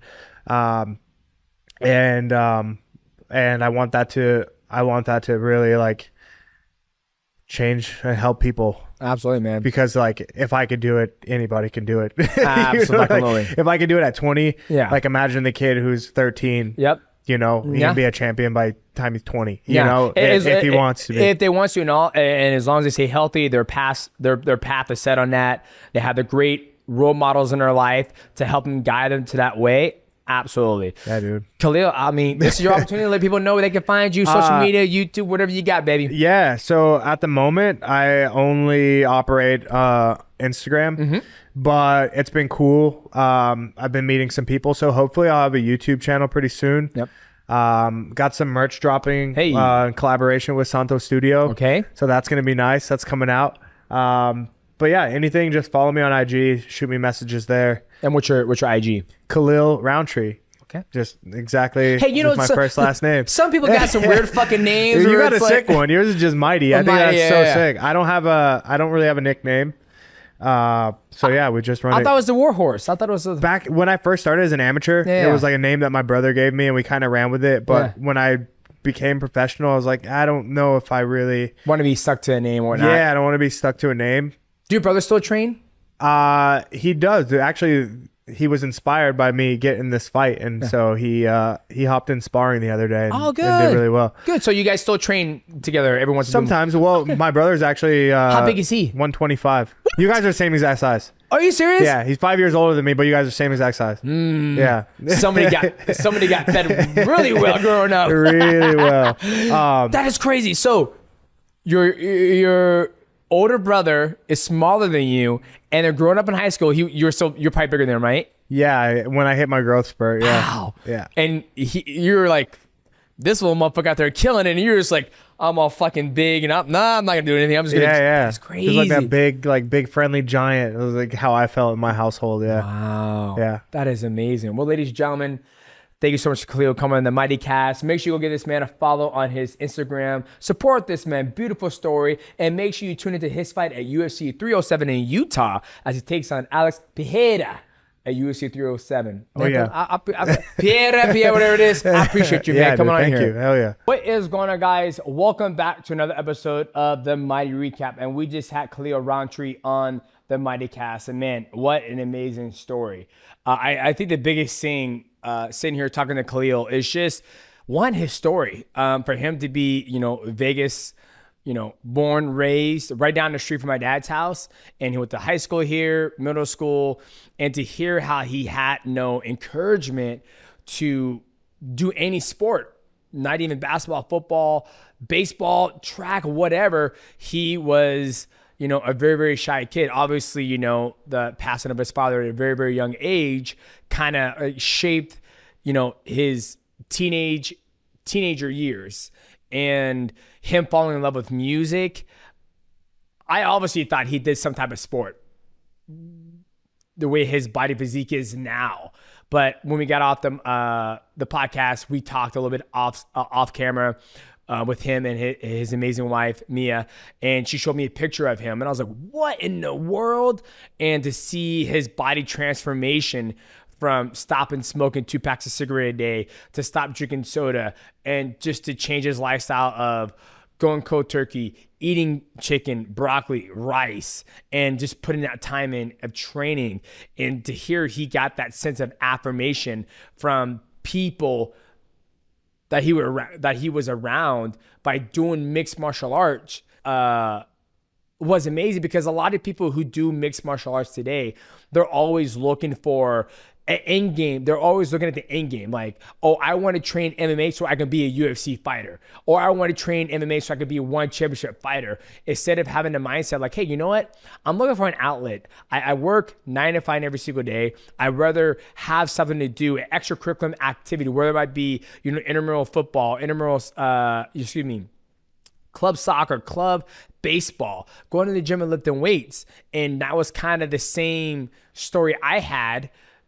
And Khalil, we both worked full-time jobs, even though we were winning at the regional circuit, because as you guys know, when you become a professional athlete in mixed martial arts, you're not getting a 6-figure check. You're not getting football, baseball, basketball money. You're getting, $1,000 a win, or $2,525, $2,500 a show, $2,500 a win. That's $5,000. After you pay your taxes, you pay your coaches, you're lucky to walk away with, $3,000. If you are 25 years old and you live on your own, $2,500, $3,000 doesn't pay for shit. My health insurance alone is $1,500 a month for my family. And for him to recognize that at that age, and for him to work a full-time job while pursuing a career, not even a career, pursuing the extracurricular activities in mixed martial arts is amazing. Because like I said, I get all these comments. I always get this question: is it ever too late to be a UFC fighter? And I said, well, I think you're looking at it the wrong way. You need to look at it as, is it too late for me to start training? Is it too late for me to start learning mixed martial arts? That is a mindset you should have. And that was, I felt, the mindset Khalil had when he looked for that outlet, when he when he came back home from being on tour with his buddies. Now, let's talk about his UFC career. Now, everybody has ups and downs in their UFC career. He started in Ultimate Fighter. He fought his buddy. He came up short, loses, the finals, but he still got a contract because he's very exciting. Has ups and downs in his career. Then when he goes to Thailand, because he went to Thailand just to figure out how to do Muay Thai by himself. He's never had an overhead coach like I've had with Matt Hume. You look at John Jones. He had, Jackson and Rico John. You look at fucking Jose Aldo. He had Andre Pederneiras. You just go down the list. You look at Justin Gaethje. You look at Max Holloway. All these guys have an overhead father figure, I guess you can say, as a coach, to where Khalil Rountree never had that. Now, he has Lorenzo, I think I'm saying it right, Lorenzo, excuse me. And he has his the head coach's syndicate that are kind of, not pulling, but guiding him to the victory to win a world title. But the gentleman's 34 years old, and ever since he came back from Thailand, that's when he started taking the fight game serious. Imagine if he would have taken the fight game serious when he was 22, right? I mean, the sky's the limit. I'm very excited for this fight against Alex Pereira. And I can't wait to see what he does. And him talking about he wants to be a light for people here in Las Vegas, because he grew up here. And after we got the podcast, we're talking about who else has been a champion homegrown from Las Vegas. We looked at it. It's, Frank Mir was one of them. And I said, but your story's a little bit different. You grew up without a father. I don't know Frank Mir's story. I love Frank Mir, amazing athlete, but he's not active as today. And I think in today's market, in today's age of 2024, a lot of people are looking for hope, looking for inspiration. And I think Khalil is the perfect person who can be that shining light and armor here in Las Vegas. And for him to win a belt and bring the belt back home to Las Vegas, which is the home of the UFC, is something special to be said. Especially when I was sitting here, I was like, there's a lot of people who train in Las Vegas that moved here because of UFC PI, and it's the mecca for any athlete. But I think for him who grew up here right literally down the street, when he came over to my dad's house, he goes, oh man, I grew up right down the street. I ran these streets when I was a kid, went to middle school over here. I think that's something special. And I think him getting an opportunity to fight for the belt after 5-fight win streak, 4 finishes, is very warranted. Right? You know, as I sit here and we look at today's landscape of mixed martial arts, it's very rare that somebody gets a title shot off a 5-fight win streak. We go down the line. I can name it right now. You look at Izzy Adesanya. He got a title shot off a loss. You look at Steven Miocic. He's getting a title shot off a loss. You look at Alex Volkanovski. Granted, he was a champion, but he defended his belt against Ilia Topuria. So that's not necessarily the same case. You look at Max Holloway. He lost. I think he was on a 2-fight win streak. He's getting his opportunity to fight Ilia Topuria. You know, the list just goes on. You look at Merab. This is the opposite side. Merab, he was on a 10-fight win streak, and he got his opportunity to fight against Sean O'Malley. I mean, I think him being on a 5-fight win streak and getting his opportunity to fight Alex Pereira is an amazing thing, especially hearing a story where he started and where he's come today.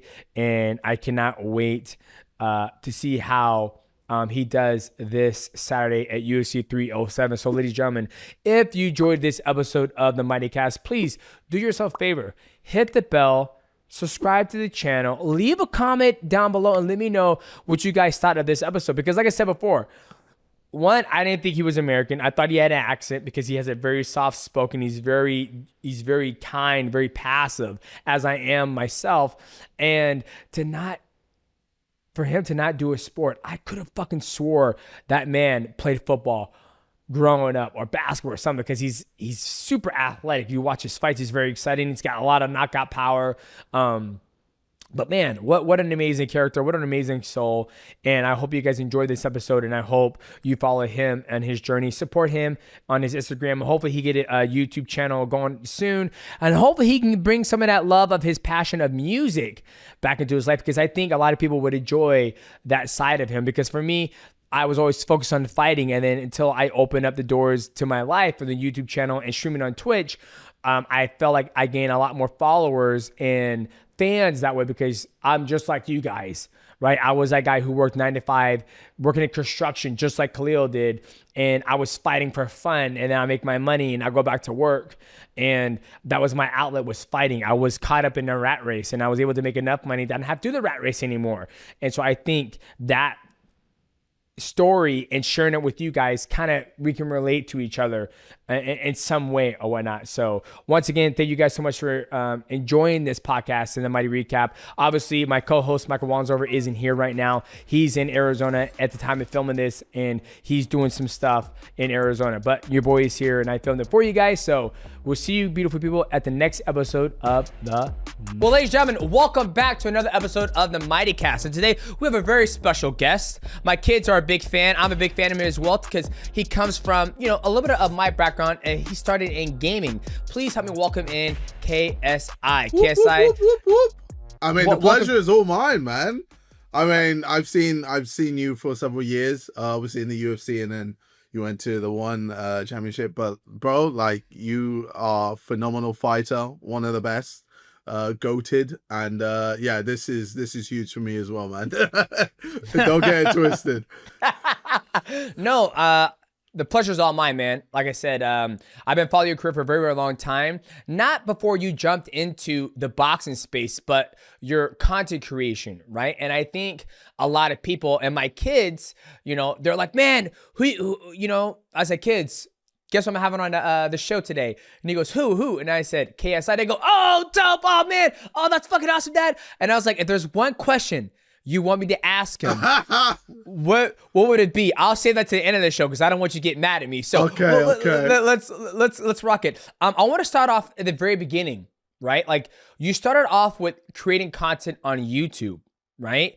And can you walk me through that? Because that's how I started getting into the content creation, was playing video games. I grew up playing, you know, Super Nintendo, Nintendo 64, and then, you know, right when my son was about to be born, somebody says, man, you know, you can watch people play video games on Twitch. I was like, what?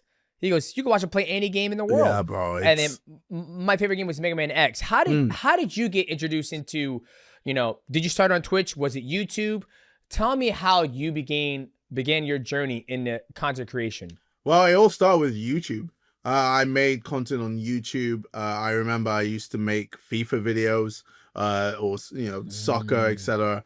And that was what I was obsessed with. That is what my come up was. So I wasn't boxing. I wasn't doing music. I wasn't doing any of that. It was purely just making content of me playing FIFA and just, putting it out into the world and seeing what they think of it. And when you're doing that, there's thousands of people around the world who bro. It started with 10 people, really? 10, then 20, then 10 again, then 5. There was like very small numbers, and then over time, I started marketing a bit more. So I remember I used to go on FIFA forums and I would post my content there. Even if I would get banned, I'll find a new account and post more of my clips there. I would spam on Twitter. I would literally, people like who were big at the time, I would just comment underneath their Twitter being like, oh, check out my video, I worked hard on it, tell me what you think, etc. And I was just constantly putting myself out there. And then over time it got bigger and bigger, and I started to get an audience outside of this FIFA community audience. I would just have like kids, who are in school be like, yo, check this video out. We both play FIFA and this guy's talking about the game in a funny way and it's entertaining. Check this out. And that's kind of how it spiraled out of control. Just through word of mouth, it would just get bigger and bigger and bigger. And then with that, I decided, okay, I can't just be making FIFA content. I have to show my face. I have to, I guess, try and use more of myself in the FIFA content to make it a bit more shareable for my audience, and or just shareable for people in general. And then I did that over time, and then I would start doing music in my videos as well. So I'd do like FIFA raps, or I would do skits inside the FIFA videos. Basically, I was just doing a lot of content to make it to the point where people would be like, oh, you have to check this out and you have to share this. Like that's what I envisioned. And that is essentially what is happening nowadays. Like with how Twitch, people making content on Twitch, it's all about clips. It's all about making making content, but making sure you have clips in those content that eventually people share and go, yo, check this out. Oh my God, you have to look at this. And then that's how you get more of an audience, because then they tap in, because they're like, all right, well, if this guy's doing this many clips in just one of his videos or one of his streams, then I'm going to want to see more. I want to see it like, live. I want to see it while I'm there. And that's how you, again, build an audience, and then they sub, etc. So.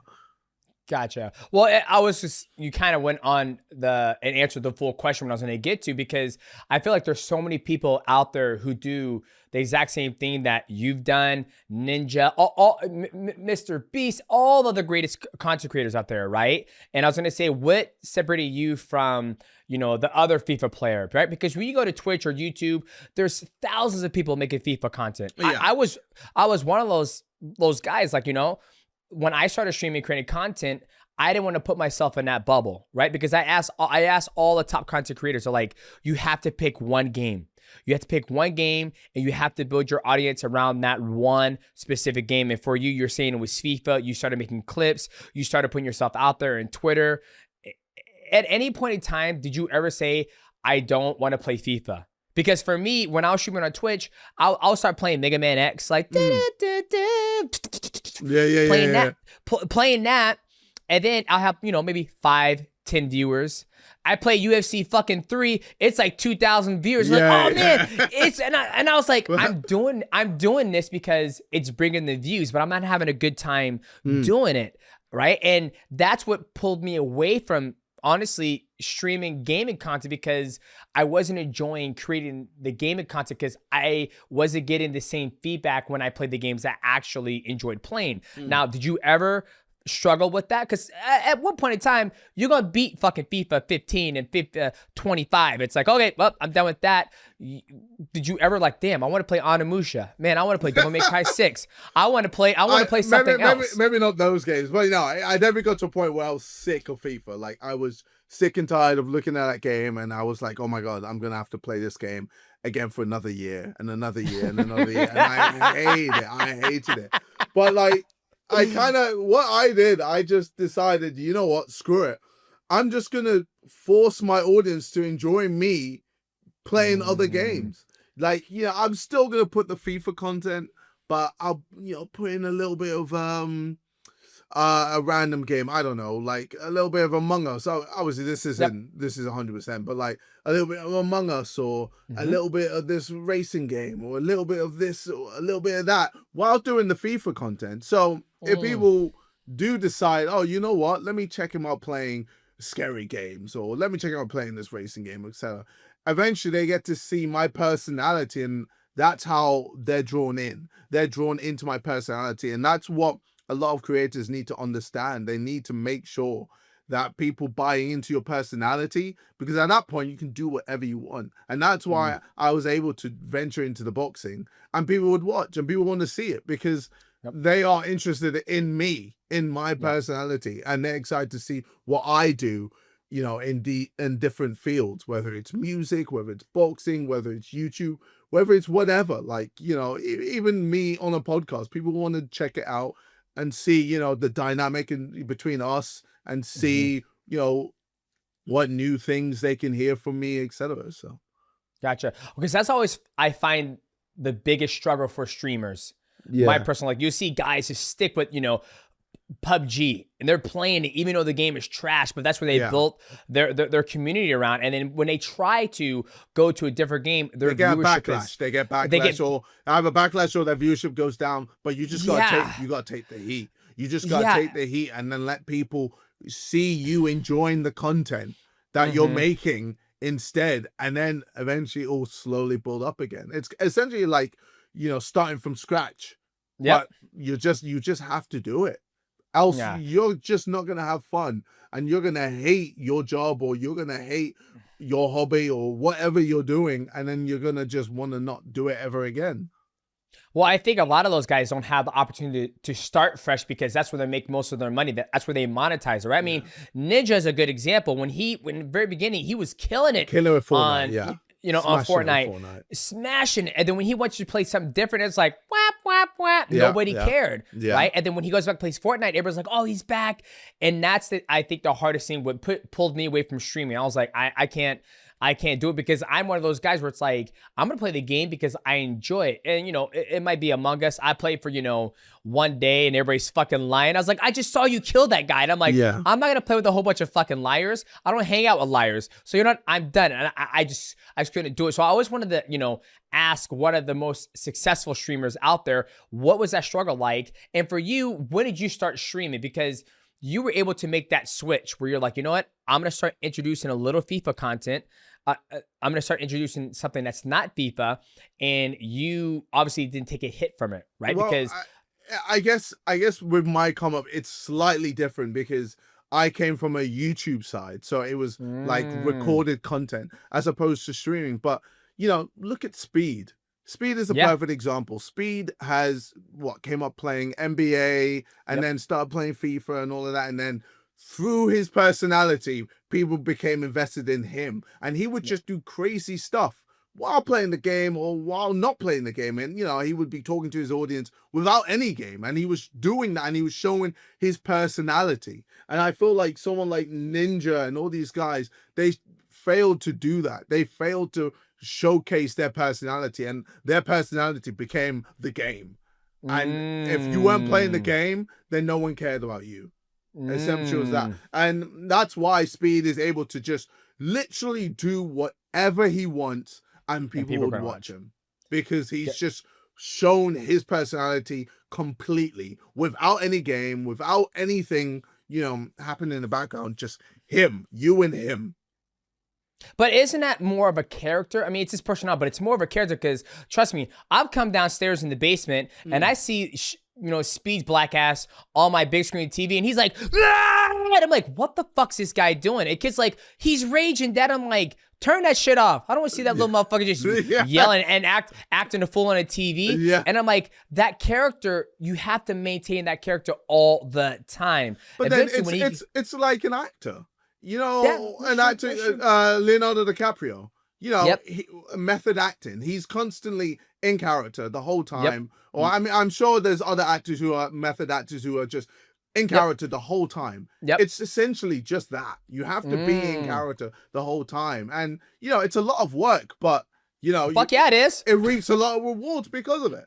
And that's why you have to showcase that, I can be crazy. I can be, bonkers. And, I've definitely showcased that several times where, I can go from, 1 to 1,000.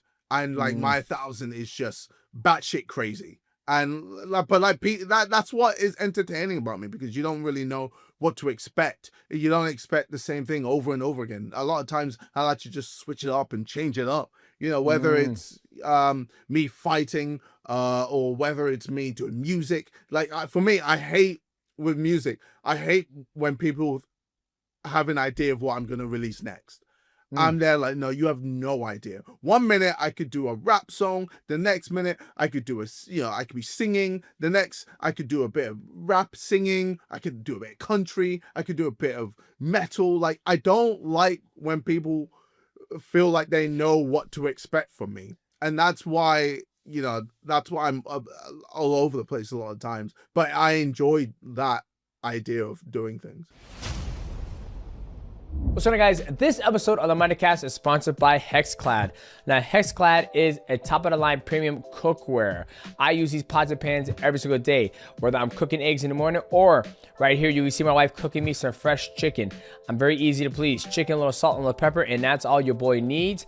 And when we use the Hexclad to cook this chicken, it's cooked evenly, and the cleanup is absolutely amazing because it's a non-stick pan, scratch resistant. These are literally the only pots and pans you'll ever have to buy. So if you want to upgrade your cookware, go to hexclad.com/mighty, and that's gonna help you save 10% on your complete order. Or if you know some friends where you go over their house and you're trying to cook at their kitchen and they got, these old, rusty, dirty pans, upgrade them. It's a great gift. You're welcome. Hexclad.com/mighty. That's gonna help you save 10% whether you upgrade your cookware or upgrade a loved one or a friend.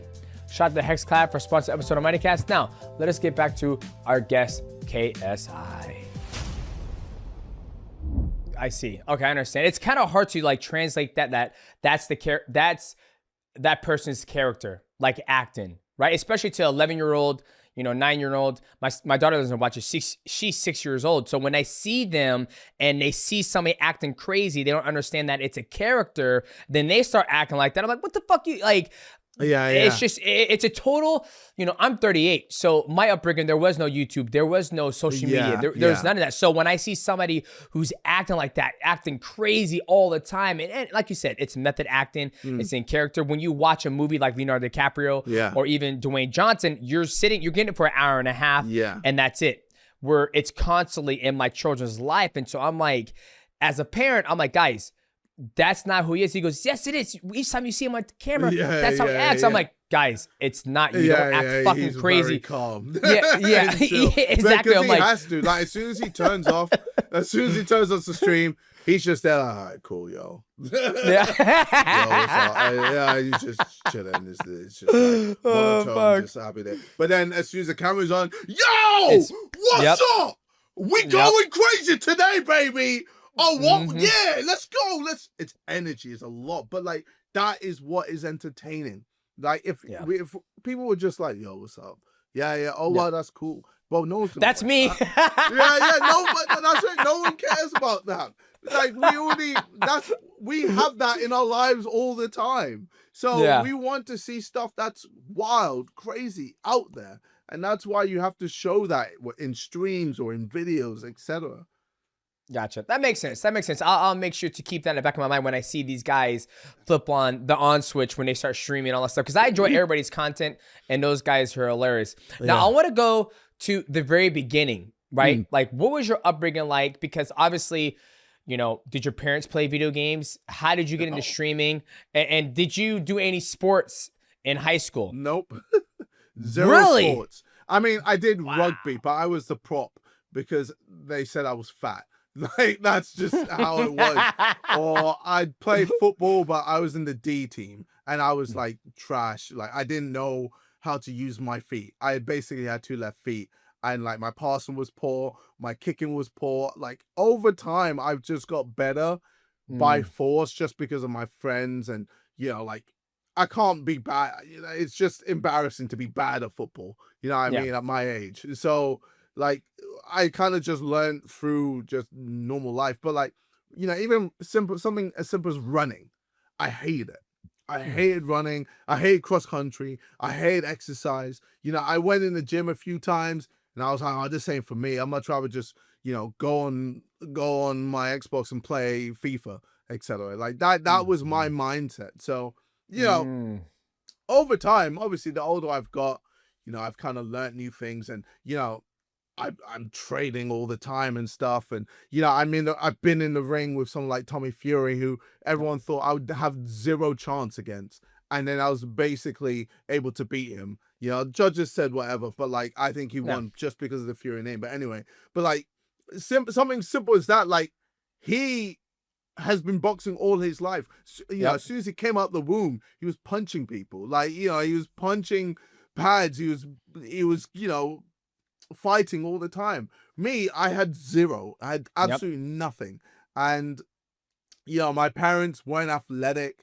My parents just, worked. All they did was just work.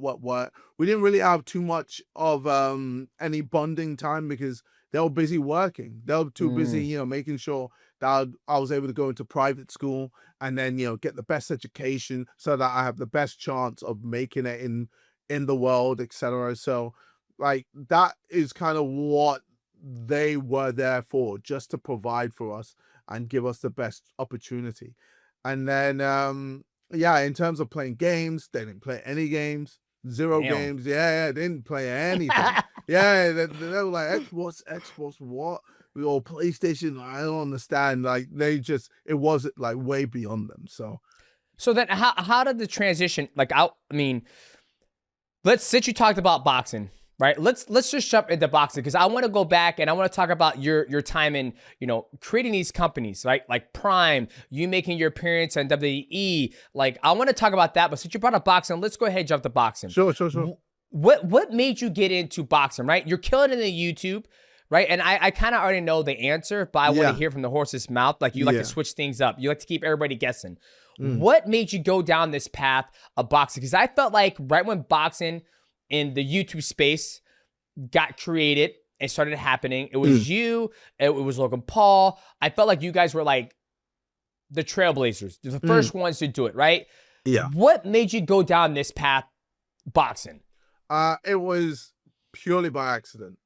Purely by accident. So there was a guy called Joe Weller and a guy called Theo Baker. So they were the first to, like, YouTubers to, like, box. So it wasn't like a big event. It was just like a video, and they recorded it and then put it online. And before they, released the content, they put up a poster on Instagram being like, me, Joe Weller, is going to be fighting Theo Baker. Be sure to get ready to check it out when we release the video. And then I put, as a joke on Instagram comments, I'll fight the winner, lol. And that was it. It was purely a joke. Like, I've never fought in my life. I didn't know how to fight. I didn't know how to run. I did not do any exercise. Like, I was just, all I was a guy that played games. That was it. So Joe Weller won. We saw the video and I was like, oh, that's sick. I moved on with my life. Then he messages me being like, yo, let's go. And I'm like, wait, what? No. I'm not about this. Then he makes a video about it, being like, yo, shit. Yo, you put this comment, let's go. I'm here. We gotta go. We're going for it. And I'm like, yo, what have I done? I don't want this. And I'm trying to ignore it, but all the comments in my videos is, fight Joe Weller, fight Joe Weller. Yo, you ducking Joe Weller. Oh my God. So it got to a point where I had to fight. So did a little press conference. It got heated. It got really heated. And then at that point, I was like, fuck it.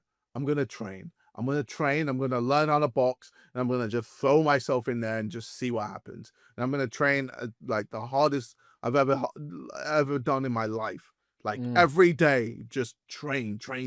I remember I had this thing called couch to 5K to learn how to run, because I never knew how to run. And, I remember I had to start, jogging, walk, jogging, walk. Yep. And then eventually got to me just jogging without stopping. And then eventually I was able to do like a 5K, and I was like, oh my God, this is sick. And then I was like, I need to learn to run faster and faster and get better and better. And then over time, I trained to this point with Vidal and Leon, and I was training, did a documentary during it as well. A guy called Ben Doyle filmed it all. And the fight happened. February the 3rd. Got in there. I was booed. Boo! Boo! This man! Bro, it was crazy because, like, everyone's there pro Joe Weller. Everyone's like, Joe Weller's the guy. He's meant to win. Oh my God, we love him. Yeah, he was way more loved than me completely. So I'm in there. Boo! Joe Weller. Everyone's screaming, going nuts. Like, yeah, he's that guy. Let's go. Oh my God, he's going to do this.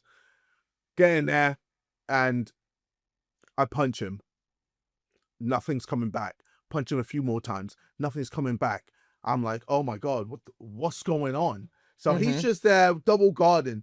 And I started to realize that the occasion is getting to him. Now, for me, I've performed several times before the fight. So I've been on stage and I've been rapping away. I didn't do anything at the time, but I was just rapping on stage. I did a little tour here and there, just rapping. So I was used to being in front of a crowd, whereas this was the first time he was in front of a crowd. So he was just shook. So eventually, around a few rounds, he started to warm up, but at that point it was too late. He had a bloody face.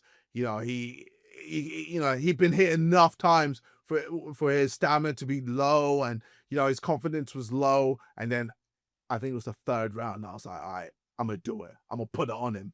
And that's when I just That's when I just went nuts, beat my chest, and I started just going crazy. And eventually referee said, it's done, it's over. And I went nuts, bro. I went crazy.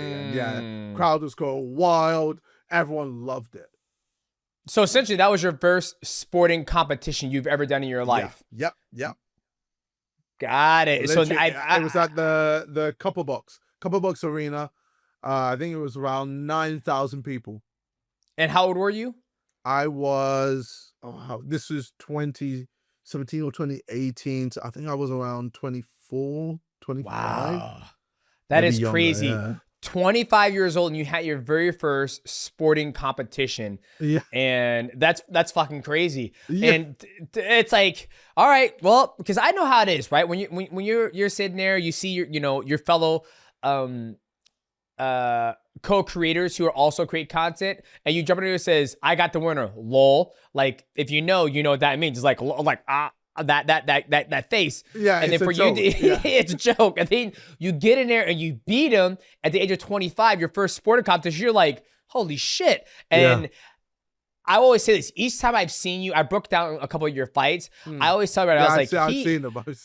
I say he has the best athletic ability. You stand outside with your hands down, and then you blitz across the void. You throw the right hand. And so I'm like, okay, he's athletic, right? I mean, you can see it in your, the way you move.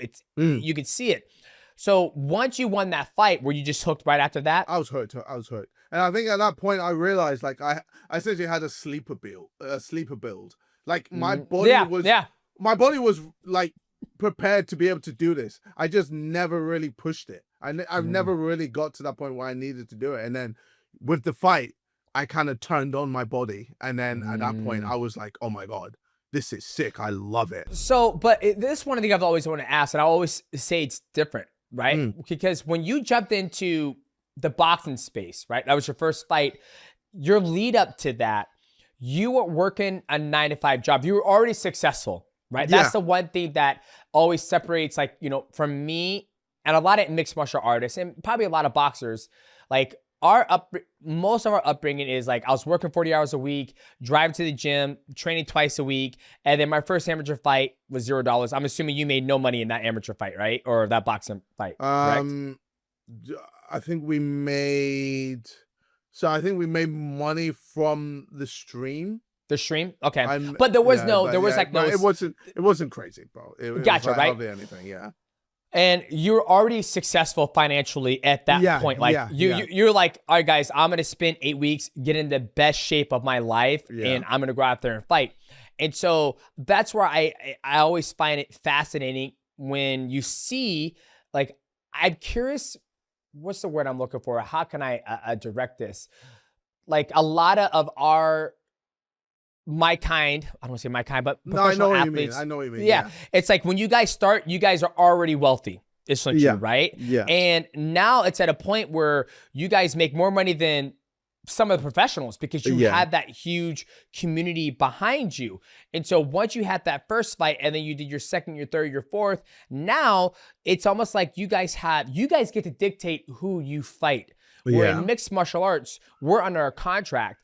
Talk to me about, like, what was that like when now, I don't know if I read it said you're the CEO of Misfit Boxing. Yeah. Like, what is that like when you jumped into boxing, you had your first fight, it wasn't something you planned on, I mean, you planned on doing it, but you fell into it. But now you're the CEO of Misfit Boxing. What's that like being in a position where you didn't take the normal route of boxing? Right? Like usually you get your amateur, your second, your third, your fourth. About time you become running your own shit like Gervonta Davis or Floyd Mayweather or Canelo Alvarez. You're like the King Dingling of the world. But you and there's a whole handful of you guys who get to control whatever you do. Yeah. I mean, it's like it's fascinating. It's fascinating to me because I'm like, you know, as I sit back and I'm like, one of these motherfuckers, you know, talk to me about it. That's something I've always wanted to ask.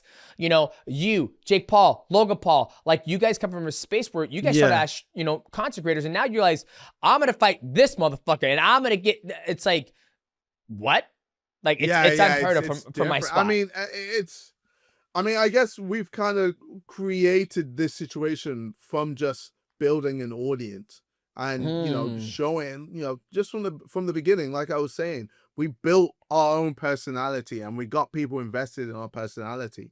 And you know, I feel like a lot of fighters need to show more of their personality in whenever they fight or whenever the pre-fight press conference, etc. Like I feel like, or even just like on YouTube videos, like someone like Adesanya, like, you know, is an absolute legend, but it's so dope to see YouTube videos of him outside of the boxing.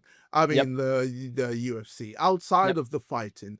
You know, we get to see him in his natural habitat, and it's cool to see that. And I feel like a lot of fighters, for some reason, don't show that. Which you know, like people want to see that. People want to be invested in fighters, and that's a great way to do it. But you know, for me to be able to choose who I fight and all that, it's an absolute blessing, man. Like I feel like I'm in such a privileged position to be able to honestly to be able to do this. Like, you know, I didn't think this would happen. It's not like when I put "I'll fight the winner" law, I knew I was going to be the owner or CEO of Misfits, and I was going to dictate who I'm fighting. You know, this month, next month I'm fighting Dylan Danish. Like, you know, I didn't think I was going to be able to dictate that. I literally just thought this was a whole joke, and I'm not going to get into boxing. And all of a sudden, I enjoyed just fighting. I enjoyed the, you know, how I felt mentally, how I felt physically. You know, and then to win, it's just such a, I don't know, like an alpha feeling. I can't explain it, but it's one of the best feelings. You know, I've been on stage and I performed in front of thousands, and you know, that is euphoric.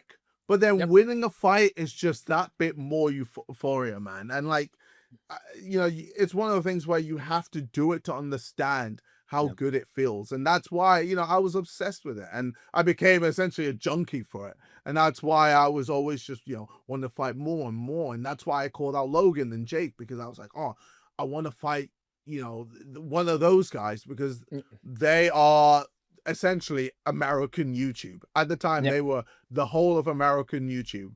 And if I want to grow my audience, if I want to grow my brand, if I want to, be bigger and also, just, increase everything that I have, going there was the way to do it. And that's, that's why I went that route. So, but yeah, obviously being in this position, it's crazy. Like you said, like a lot of fighters, they do it to make enough money so they don't have to do it. Yeah. Whereas I'm doing it because, I've made the money and I'm still doing it. I'm doing it because I want to do it. Yeah. Well, I think the biggest gripe, not gripe, but I don't want to call it a complaint. The biggest thing that boxers would say, like for me, example, like when I see Jake Paul, Logan Paul, even you, or, little Craig, I know a lot of the guys because I follow a little bit, right? Yeah. You guys tend to fight people in the same space instead of like if you're like, okay, fuck this. I'm not going to fight, Logan Paul. I'm going to go fight like legitimate boxers. Meaning, I can't say those guys aren't legitimate boxers, but you're like, hey, I'm going to fight a guy who's 5-0, who's been boxing and he's won Golden Glove and he's done all that. Like in mixed martial arts, it's like when I had my first amateur fight, I fought a guy who was like 3-0. Next guy was like, 5-1. And then you slowly go up and you're in an amateur league. And then you go pro. My first pro fight was against Brad Pickett. And he was like fucking 7-1 or 7-2. It's always a fucking hard fight every single time, where I feel a lot of people might say, well, these guys aren't fighting. They're just fighting the next YouTuber. They're just fighting another YouTuber. Instead of like, you're in like a stable or a legitimate like WBO. It's like, hey, I'm fighting number 12 in the world. I'm fighting number 8, number 7, number 6, number 5, number 4 to be eventually, a world champion in boxing. Yeah. Talk to me about that, because I'm not trying to be a world champion. That isn't my goal. My goal is to build misfit. I came back into boxing after taking a break after being Logan Paul. Yep. I came back to just build this message. I wanted to create a community of fighters who are able to just, on YouTube, especially with the YouTube scene, it was it was all over the place. There was a lot of people who were fighting and not getting paid. There were a lot of people who were, just, it was just a mess. And I felt like, okay, I felt like I'm going to come through with Misfit and bring in some order. So that is what I wanted to do. I came through, brought in some order. People would fight and people would get paid and people would get notoriety and, get fame from it, because whenever I fight, a lot of people want to watch, and then obviously they'll look at the undercard, and I was like making sure that people paid attention to the undercard as well, making sure people paid attention to every single fighter, giving every single fighter their own platform, to speak and, show their personality and to, make something of themselves. But for me, I'm not trying to be a world champion. I'm not trying to get a belt. I'm not trying to be this. I'm not for me, you're trying to have fun. I'm just having fun. That's it. Okay. When it comes to boxing, I'm just having fun. I'm not trying to be the best of the best. I'm not trying to fight Canelo because, bro, I'll get my ass whooped. I know that. I know. I'm not wasting my time trying to fight Canelo. I don't care for that. For me, I'm just here to have fun, enjoy myself, and build the company that I have, and help everyone underneath and bring everyone up. That is my goal with Misfits, and that is my goal in general. I'm just here to enjoy myself. And obviously I'd love to fight Jake Paul. I'd love to fight and beat Jake Paul. Like, that's a guy that has just been over my head for so long, and I've been showing people that I can beat him. I feel like I'm a level above him, and I need to show. I want to show that, but I feel like they're terrified. They're terrified of wanting to fight me because they know it's a huge risk. It's a huge risk, and if they lose to me, it's done. Like, they are finished. Like, no one will care. That's it. So for them, I feel like they want to try and Nikisa wants to rinse out the Jake Paul as much as possible. Try and squeeze out as much money as they can before they maybe eventually get to the fight with me. And then at that point, win or lose, they don't care. They already made enough money out. That's why they needed the Canelo fight. That was the fight where they go in, they probably know they were going to lose, but it's going to be a spectacle. Everyone's going to watch. Simple Yeah. as same as Mike Tyson. They knew they were going to win. They knew it was going to be easy. They just wanted it to be a spectacle. They wanted to make, a shit ton of money, get people being like, oh, it might be close. It's Mike Tyson. No, he's an OAP, bro. He's old. He is not the same Mike Tyson, the same 18-year-old Mike Tyson. Like, he's old. He has no chance. And people were betting that Mike Tyson was going to beat Jake. I was like, you guys are nuts. You guys are crazy. Do you not understand? But that's the thing. A lot of people don't understand boxing. Like, don't understand, styles make fights, and how many factors make a difference in terms of boxing or in terms of fighting in general. So it's just fascinating for me and like where I stand, because I wish I look at myself as a purest martial artist. Right. And I when I look at people train, and when I see you in the gym, you're learning, you're doing the work. I see Jake Paul, I see Logan Paul, I see all the guys out there. And I always wanted to ask, like, do you guys care, to take the route of like what I took or what Canelo took and the other guys, right? But then again, you guys were already well off and made a lot of money, so you came into it for the fun of it. And that's one of the things that, like, even my friends, they ask, are like, hey man, what do you think about KSI, Jake Paul, Logan Paul, all these guys, knocking out our former fighters in mixed martial arts. And I'm like, well, I don't know how I feel about it, because I don't know what their end game goal is, right? Like when I see, they always say they don't fight real boxers. And I'm like, well, do they want to fight a real boxer? Do they want to take that route and fight someone who's, 9-0? There's a guy, I forget the gentleman's name. He's under Floyd Mayweather's promotion. He's a very, very young kid. I've seen him fight multiple times. He was on the undercard of Gervonta Davis. I think it's not Carmelo, but I have to look him up. But he's a young kid, and he's just a fucking brute. And he's just beating the fuck out of grown men that are professional boxers, right? He's not fighting a guy who's like, 5 and 12. He's fighting a guy who's like, okay, maybe 24 and 6. And he's like, I'm like, this is a real motherfucker. Like, you guys need to watch this guy if you want to watch the purist. So I've always wanted to ask that question, like, hey man, like, do you want to do that? And I respect you for saying, like, dude, I know I can't beat Canelo. I know I can't, hang with the best boxers in the world who are like, 32-8 or, 22. You know what I mean? But I mad respect to you for saying that, because there's a lot of people who like to keep that character and be like, nah, I can beat those guys. I'm like, come on, dude. Like for me. But I know there's levels to this. Yeah, I know. But I'm at Shoot Fighters. I can see the levels. I literally, like, in that gym, you can see, people who are very, very good, and people who are, who are all right, etc. Like, I know where I am, and I know, like, if I find an opponent, I know, okay, this is a risk. This is gonna be tough, etc. And then there's other fights where it's like, okay, this will be less of a risk. Obviously, everyone could, anyone can knock out anyone. Of course. With the right punch. But like, there's more of a chance of getting knocked out with certain people compared to other people. So like, I know the risk, and I know, all of that. But like, for me, like I said, you're doing it for fun. I'm doing it for fun, man. And you're building up misfits as well. I'm not here, like Jake being like, I can beat Benavidez, or I can beat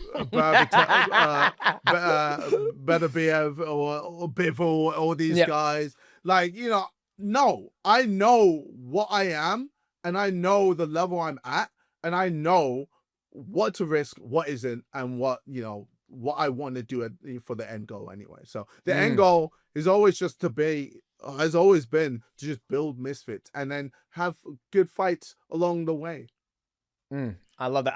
Like I said, man, I respect you for being open about that, right? Because a lot of people they won't be open about that. Man, why y'all keep coming after us? Why you call Donald Cerrone, you call Tony Ferguson, you call all our, why you coming after MMA guys? Why you go beat up?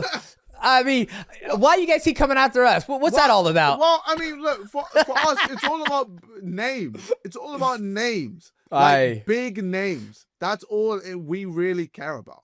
Like, as long as you're a big name, then yes, okay, you're an opportunity. If I'm fighting a nobody, like, it doesn't do anything. It doesn't move the needle. Yeah, no, that makes sense. Why don't you guys fight basketball players and shit? Why don't you stop? Well, I was gonna fight a footballer, and he pulled out. An You know what? ex-footballer, yeah. We're the only crazy motherfuckers who would do this. It's like, see, for me, the reason why I had never done boxing, like I told you, I was like, man, if I was going to box, I would want to box Manny Pacquiao, right? Because he's a legend of the sport. It would be amazing. And this was at a point in time where I was almost still active as a professional athlete who was willing to take the risk to get the brain damage, get hit in the head.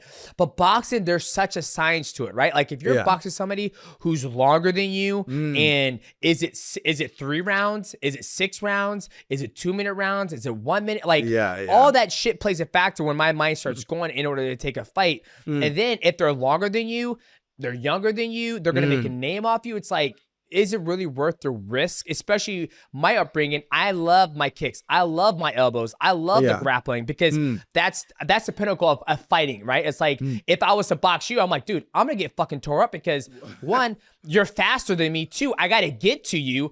Well, And 3, three, I don't know if I'm faster than you, bro. well, I mean, I'm 38 now, so I'm not as fast as I was when I was younger. But it's like, okay. but it's like I have a huge huge advantage. Huge advantage where I have to overcome those in a 2-minute round, 3-minute round. It's like people don't understand. Like for me, that's why I never did boxing because it's a huge.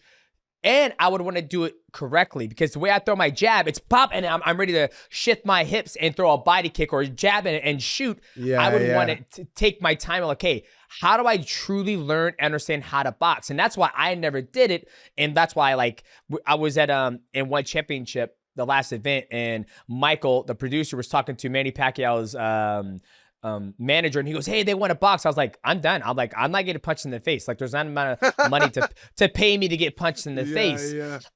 So I've always, you know, when I hear you say Donna Cerrone, Toga, it's like this motherfucker come out to my people. I was like, it was just interesting to see. It's like same with Jake Paul, he coming after my people, but I also feel that we're the only crazy motherfuckers to do it. Like, oh, I'll beat those guys. I'm like, guys, it's fucking boxing. You ain't gonna be able to kick. You ain't gonna be able to wrestle. You ain't gonna be able to do jiu-jitsu. You're fucking yourself. but like the general public are instantly like, oh no, there's no way KSI can win, or there's no way Jake Paul can win against these guys. Like that's what they think, and that's how they feel. Bro, there's so many people. Like if I was to fight someone like me versus Tommy Fury or me versus Tony Ferguson, etc.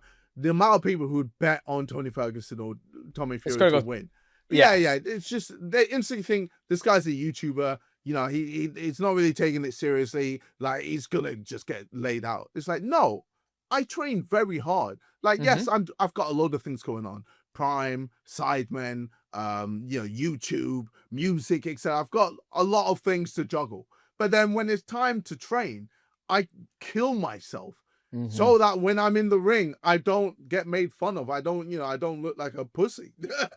So I'm not gonna just go in there for someone to just beat me up. I don't like that's shit.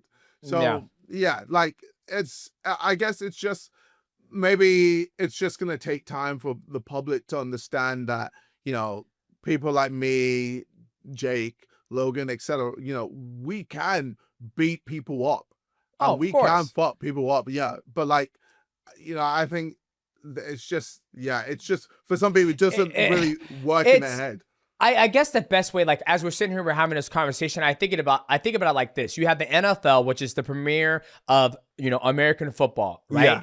And then below that, you have the UFL, United Football League, right, where it's the guys are trying to get to that NFL, but they're just not athletic. They're just not, you know, 6'8", 335, right? And then you have Arena Football League, where it's like these guys, they're not at the UFL level, but they're still pretty decent. They'll fuck up, you know, your average, you know, other football player. Like there's just different leagues. When I look at, you know, the misfit boxing, it's like, hey, you know, maybe some of these guys can compete at a level of professionalism against a boxer who's won Golden Gloves or done this stuff. But we come from a background where we created content. I've made, you know, $1 million on playing FIFA or singing around the world. You know, I'm going to give boxing a try and see how it goes. And yes, I might be able to beat, you know, like you a lot of people thought you beat Tommy Fury. I might be able to beat Tommy Fury, but when it comes to just a little bit step, you know, because Tommy Fury is not even, you know, Eddie Hearn says like he's an average. He's like a journeyman boxer. He's not even that cream of the crop. Yeah. And that's where I think people have to look at the YouTube space of boxing, misfit boxing at that level, because that's where, you know, I'm always around athletes. I'm always around the public. From my background, they're like, hey man, what do you think about it? I was like, I don't know what to think about it, right? Because I can't say they're not fighters because they're training just as hard as we are. I can't say they're not professional because they're making more money than some of the fucking guys who are world champions because of the consecration and all that. So it's a very hard place to find where to put you guys in that space, right? And I don't want to segregate like, oh, you guys aren't real fighters, but it's like, you guys are real fighters, right? It's like people along they say, you know, esports isn't a real sport because your heart rate's not getting jacked. You're not, you know, there's no, but I'm like, dude, to be a high level fucking Call of Duty player or Valorant, you have to put so many fucking hours in that game to separate yourself, right? So that's how I look at it. But it's always good to, like I said, I always like to ask the questions. Yeah. Because it's what everybody else thinks from my point of view. And everybody, in my point, like not my point of view, but from my background of mixed martial arts. But then they're like, you dumbass DJ, of course they're beating us up because we have the biggest names and we ain't that good at boxing. So we can make a fat check and they're going to make a fat check too. Everybody wins. I mean, everyone does win when, in terms of like, a lot of people gonna watch it. A lot of people, you know, that's it. I come from the idea of, all right, I just want to get as many eyes to watch this for the business. Like I'm thinking as a CEO as well as the fighter. I'm not there like I'm just looking for a paycheck. I'm just trying to get a paycheck. Like money wise, I'm good. I'm just there trying to, again, build what I've created. So yeah. But it is cool. It is quite interesting. Interesting concept. That's part where I fucked up because I didn't give a fuck who watched and who cared about watching me. I just cared about being the best perfectionist when I fought, but it never really translated over to people actually tuning in and watching and buying pay-per-views. I didn't show my charisma. I didn't show my personality. It's like I'm here for fight week. I think it's great. Do you wish you could rewind and change how you were back in the day? There's a part of me just because I feel like the times I did talk and I opened my mouth, I felt like I spoke great shit. I spit that venom. I'll never forget when I was about to fight Ray Borg and we're weighing in and he was sitting there and he was like, you were a great champion. I was like, you know what, dog? And I'm going to continue to be a great fucking champion. And he goes, no, you're not. And I was like, ask your boy John Dotson. And they were training partners. Like, ask your boy John Dotson. How did it go for him? He goes, I'm not John Dotson. I was like, that's a problem because you're not fucking athletic and you don't have the power he does. And I whooped him and I'm going to whoop you too. Like, if I was to say that at a press conference, like sitting there like, you're not they don't want to fucking... They don't want to like this. They don't want to love to. He would have loved me, right? But I was so humble because I knew all it took is just one fight, one mistake, one slip, and you're lost. But I knew I was, you know, better than these guys. I knew I was more athletic. I knew I was way more intelligent. But if I would have sat there and be like, dude, guys, like, but see, sometimes when you speak factual, a lot of people agree with you, and then they're like, there's no point to watch. Right, the whole point of watching is like, do you think he's going to win? What do you think is going to happen? Well, no, but then if you do speak factual, sometimes they want to see like, oh, okay, let's see if you can actually back it up, or are you actually a man that speaks the truth, or are you just full of shit, etc. Yeah, and that's why like now, like when I look back on my career, it's like if I was more confident. I mean, obviously, I was always confident in my training because I trained my ass off. But if I was in the press conference, I'm like, guys, let's cut the bullshit. Like, I'm going to fucking work him for 5 rounds. And when the submission comes, I'm going to fucking break his arm. And I'm going to go home and cash my $50,000 check. I might take my... If you said that's cold, bro. I know. But like I said, like, it was always in me. But... And especially like my upbringing, like I always tell the stories that when I would win, I remember forget one time when I was an amateur, I fucking did something to one of my opponents. After I got done, I beat him. I was like, oh, motherfucker. I was like, whoa. And then the next time I started training in the gym, my coach kicked my ass. He was always like, you don't celebrate. You're not that good. Like, Oh. you're. And I was like, And then one of my training partners, he celebrated, like he beat the guy up and he threw a fucking kamehameha at the guy. He goes, kamehameha! And the guy was just laid the fuck out. Oh, Next time we went training, our coach fucked him up. And I was like, yep, they ain't about to beat me. No, sir. And so it kind of instilled that fear in us where it's like, you will always remain, and I am humble, right? I'm very, very humble. But that fear was instilled in us. So when I would show up to fight, I was a cold-blooded killer. I was like, I'm gonna go in here and I'm gonna do my job. I would win, and then I would just leave and disappear, go home, take care of my wife and kids. So when being 38, looking back at like, when I look at my skill set and what I can do now, I'm like, fuck, man, I should have been like more like just on the mic, like, you know what, guys, you know, but you know, it is what it is. I'm grateful. I'm happy. I was successful, and I'm happy I can look back and be like, damn, if I have one regret, it's just that. But you know, it all worked out. It all worked out in the end, right? All right, let's talk about your businesses, right? You got Prime. Where did this mindset come from for you to manage all these business? Like, for me, I try to show my kids, right? I'm like, my kids like, man, Dad, it must be nice to go to New Orleans. Damn, Dad, it must be nice to go to Austin, Texas. Damn, Dad, it must be nice to do whatever you want to do. And I was like, yeah, because I was very successful. I was smart with my money. I invested my money. And now I hope you guys can see how hard I work. And I hope you guys fall in love and you and your wife can travel the world and enjoy yourself. So I'm trying to show my kids how to be successful when you get a lot of money. What was it for you that kind of gave you that mindset to like, hey, I got Prime. I want to be a singer. I want to be a rapper. I can't hit that high note. You know, I can't hit A minor. It's probably A minor. But how did you have that mindset to branch out and start creating all these different companies? Well, I felt like when I did YouTube, you know, I felt like I reached the ceiling. I felt like, you know, after I got a certain amount of subscribers, I was like, all right, what's next? Like, a lot of people know me online, but I'm not really like mainstream famous. I'm not mainstream. I'm not like a household name. And I'm you are now. Well, yeah, but like I'm like, oh, how am I gonna do that? Well, like, what steps do I need to make in order to get to that household name? And then I realized, oh, okay, you're gonna have to do mainstream stuff because, you know, at the time a lot of people didn't understand online content. They didn't really know what it was. So that's why with the music, I was like, all right, let me take it a lot more seriously. Let me actually, you know, show the world that I can properly rap, properly sing, etc. So I did that. I was releasing albums and, you know, got an album to #1 in the UK. And I'm like, all right, that's, you know, good steps. And then with the boxing, you know, that was another thing that would help make me more mainstream because, yeah, I'm fighting people and getting crazy pay-per-view numbers more than, you know, other fighters. And, you know, that's getting headlines and that's getting people, you know, interested. And again, I'm getting like the BBC talking about me or CNN or all these, you know, high-end media companies talking about me. And I'm like, all right, all of this stuff is good for that mainstream success. And then, you know, I'm doing stuff with TV stuff.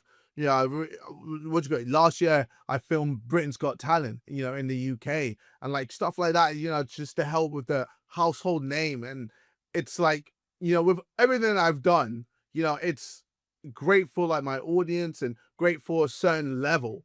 But then if I want to reach, again, like I said, household name and reach the people who are 30 plus, 40 plus, 50 plus, 60 plus, people who don't really care about online, who just watch TV or cable, etc., then I have to do like the TV stuff and all of that in order for that to happen. So, you know, for me, it's all about just trying to be everywhere, trying to, you know, get in everyone's face. And, you know, with the music, I knew that's a great way to get the women listening and, you know, the female audience. With the YouTube as well, you know, you get the male and female audience. And then with the boxing, that's purely male, like more mainly male. You know, that's you get an older audience with that because people, again, can just tune in and they understand it, you know, two people fighting. That's just it. Like, it's easy to understand rather than some FIFA content creator who's making content people might not understand it or care about it, etc. So that was my thinking about all of that. So my question I want to move into next is like one of the biggest that everybody knows you guys, not you, but you guys, but knows you is by Prime. Yes. Okay. And I love the fact that you and Logan Paul are together with this Prime. And then you even sponsor Alex Volkanovski, Izzy Adesanya. Talk to me about Prime. And then you also getting the opportunity. I can't wait to, I want to talk about the wrestling after this, but talk to me about Prime. Well, I mean, for me, Prime is like an alternative to fizzy drinks. Like, because, I used to drink like Sprite a lot or Coke a lot and all of these and that. And I kind of needed something that was just an alternative that wasn't as like sugary or wasn't as like, not as bad for me. So like when Prime came to me and I was like, oh my God, this is actually perfect, because it's like, a drink that is just something you can easily drink, happy days, and you don't feel too bad about it. Like, I'm not there thinking, oh man, like I don't even drink Coke anymore, because I saw a video of someone cooking Coke, like pouring it in a pan and then just cooking it, and then you got to see all this like gunk or shit, like that melted stuff that was just like be entering your body. And I'm like, raw, is that what happens every time I drink Coke? And I'm like, no man, I can't allow this. So I'm there like, all right, I gotta switch it up. And then with Prime hydration, it's just perfect. It's just a better for you drink, better than all these Pepsi, Coke, etc. And it's just something that even while I'm training, I can drink, and I don't feel bad about it. It's like blessed. So and then when Logan came to me with the idea, it kind of just made sense. I did a taste test. I got to meet like the other guys who were part of the Prime team, and then over time we had a bit of back and forth, and there was one point where I actually left, but then I came back, and then it worked out, and then I was like, all right, cool, let's do it. Well, you guys took it to a different level, because once you and Logan got on board, my kid's like, Dad, I need that new Prime flavor. They're like, oh, look at that Prime flavor, Dad. That's it. Oh, nobody at the schools had that. And then my son would drink the Prime bottle, and then he would drink the Prime, keep the bottle, and he'll keep the fucking bottle, put water in it, and go to school. And I'm like, son, that's water. He goes, yeah, but it's that limited edition Prime. Dad, I'm like, but see, you guys fucking brainwashed my children. That's how I come kick your ass. If anything, we created like a collector's item with bottles, because with like all these other drinks, for them it's just release drinks. It's all the same. Whereas for us, we were like, there's a gap in the market about showing different types, different drinks, and then having some cool customizable bottle, like you can even just see it up there, like it's just it's like a trophy piece. It's cool. Like I've got like the latest Primes, I've got Speeds Prime, and that is cool. I've got Central Seas Prime, and it's like like it's I don't know, it's like it's just cool to have. Like I drink the bottle and I'm like, especially if it's like a limited edition, I don't want to throw away. I'm there like, I want to keep this. And and then I'm pouring water sometimes just so I can like, not just throw away the bottle, etc. It's just cool. And that's kind of like what we wanted to tap into with the whole, making each bottle like a collector's item. And then also we just wanted it to be, a drink that people can enjoy, a drink that, we've got like sweet versions. We've got versions that are not so sweet. And then you've also got Prime Energy. And, that's where if you want to, look at the caffeine, whatever it is. Caffeine, etc. Like, that's just what the idea was for all of it. Yeah. Well, when South Park did the Prime, the cred, what'd you get? Like, how do you feel about that? Because I'm gassed. I remember. I thought it was sick. I thought it was amazing. Honestly, I loved it. I loved it so much. Because that's how it was pretty much like, you don't have children, right? No. Yeah. That episode of South Park basically symbolized what my kids were going through. Like they'll go to school and he goes, I got cred, and they'll be dancing. And I let them, because I let my kids watch South Park. I'm like, you guys are going to watch it, so just watch it. And I'm like, is that how it is at school? He goes, yeah, Dad, like that's how it is. I'm like, and I'm always curious, like, how do the creators or the face of Prime feel about when South Park, because you see a lot of, some people are like, oh, Prime's not good for you. Some people are like, you're like, guys, it's actually good for you. It's better than this, X, Y, and Z. Yeah. And then, South Park does, you got cred. How did you feel about it? Like when you see people backlashing it and you got South Park doing their episode on it? Well, I mean, I think with the whole backlash, it's to be expected. When something is so in your face and it's so big, like there's going to be people who are going to be like, nah, this ain't it. There's got to be something, to it. It's definitely bad, etc. Like people would be like, oh, Prime is bad, but drink alcohol. You know what I mean? Like, literally, it makes no sense. I'm like, you guys just want to hate on something that is, successful just for the sake of hating on it. Like, me and Logan were just creators. We came together, create this drink. It's not that deep. Like, it's a drink that we wanted to make that was just better than Coke, Sprite, and all these other drinks. That was it. That's my point of view anyway. Like, yeah. I mean, Logan might say something different, but like for me, that's just like, I don't drink Coke anymore. I don't. Yeah. That's literally all I drink is water, Prime, and like sweet mocktails.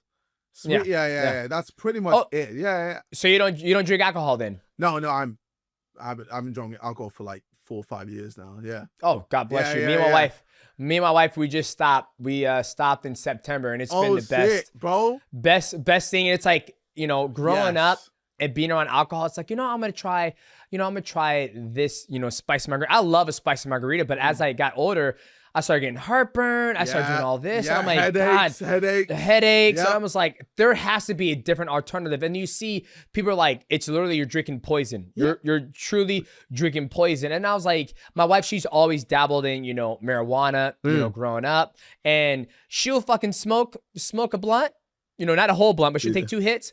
Her ass will wake up and go run 8 miles. I'm like, how the fuck do you do that? And she goes, babe, it's not that, as like, it's just 2 hits. I'm not fucking sitting here hitting from a bong and doing it all fucking night. And I was like, baby, let me try a little bit of that. And I was like, this is way better.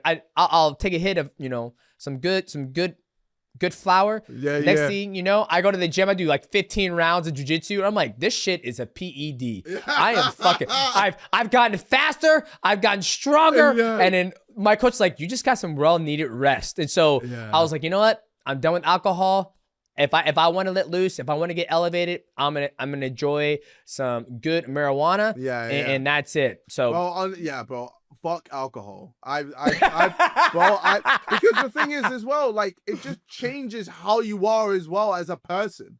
Like you drink it and you're just not the same person. You start doing some crazy shit that I wouldn't normally ever do. Than when you weren't on alcohol. So I don't know. For me, I was just like I was getting headaches. I was getting hungover, bad hangovers, and I was like, bro, fuck this. I'm done. I don't care about this alcohol thing anymore. And you can see, like, the younger generation, more and more people are stopping alcohol, stopping drinking alcohol, because it's just, first of all, too expensive. Second of all, it's just not worth it. It's just not worth it.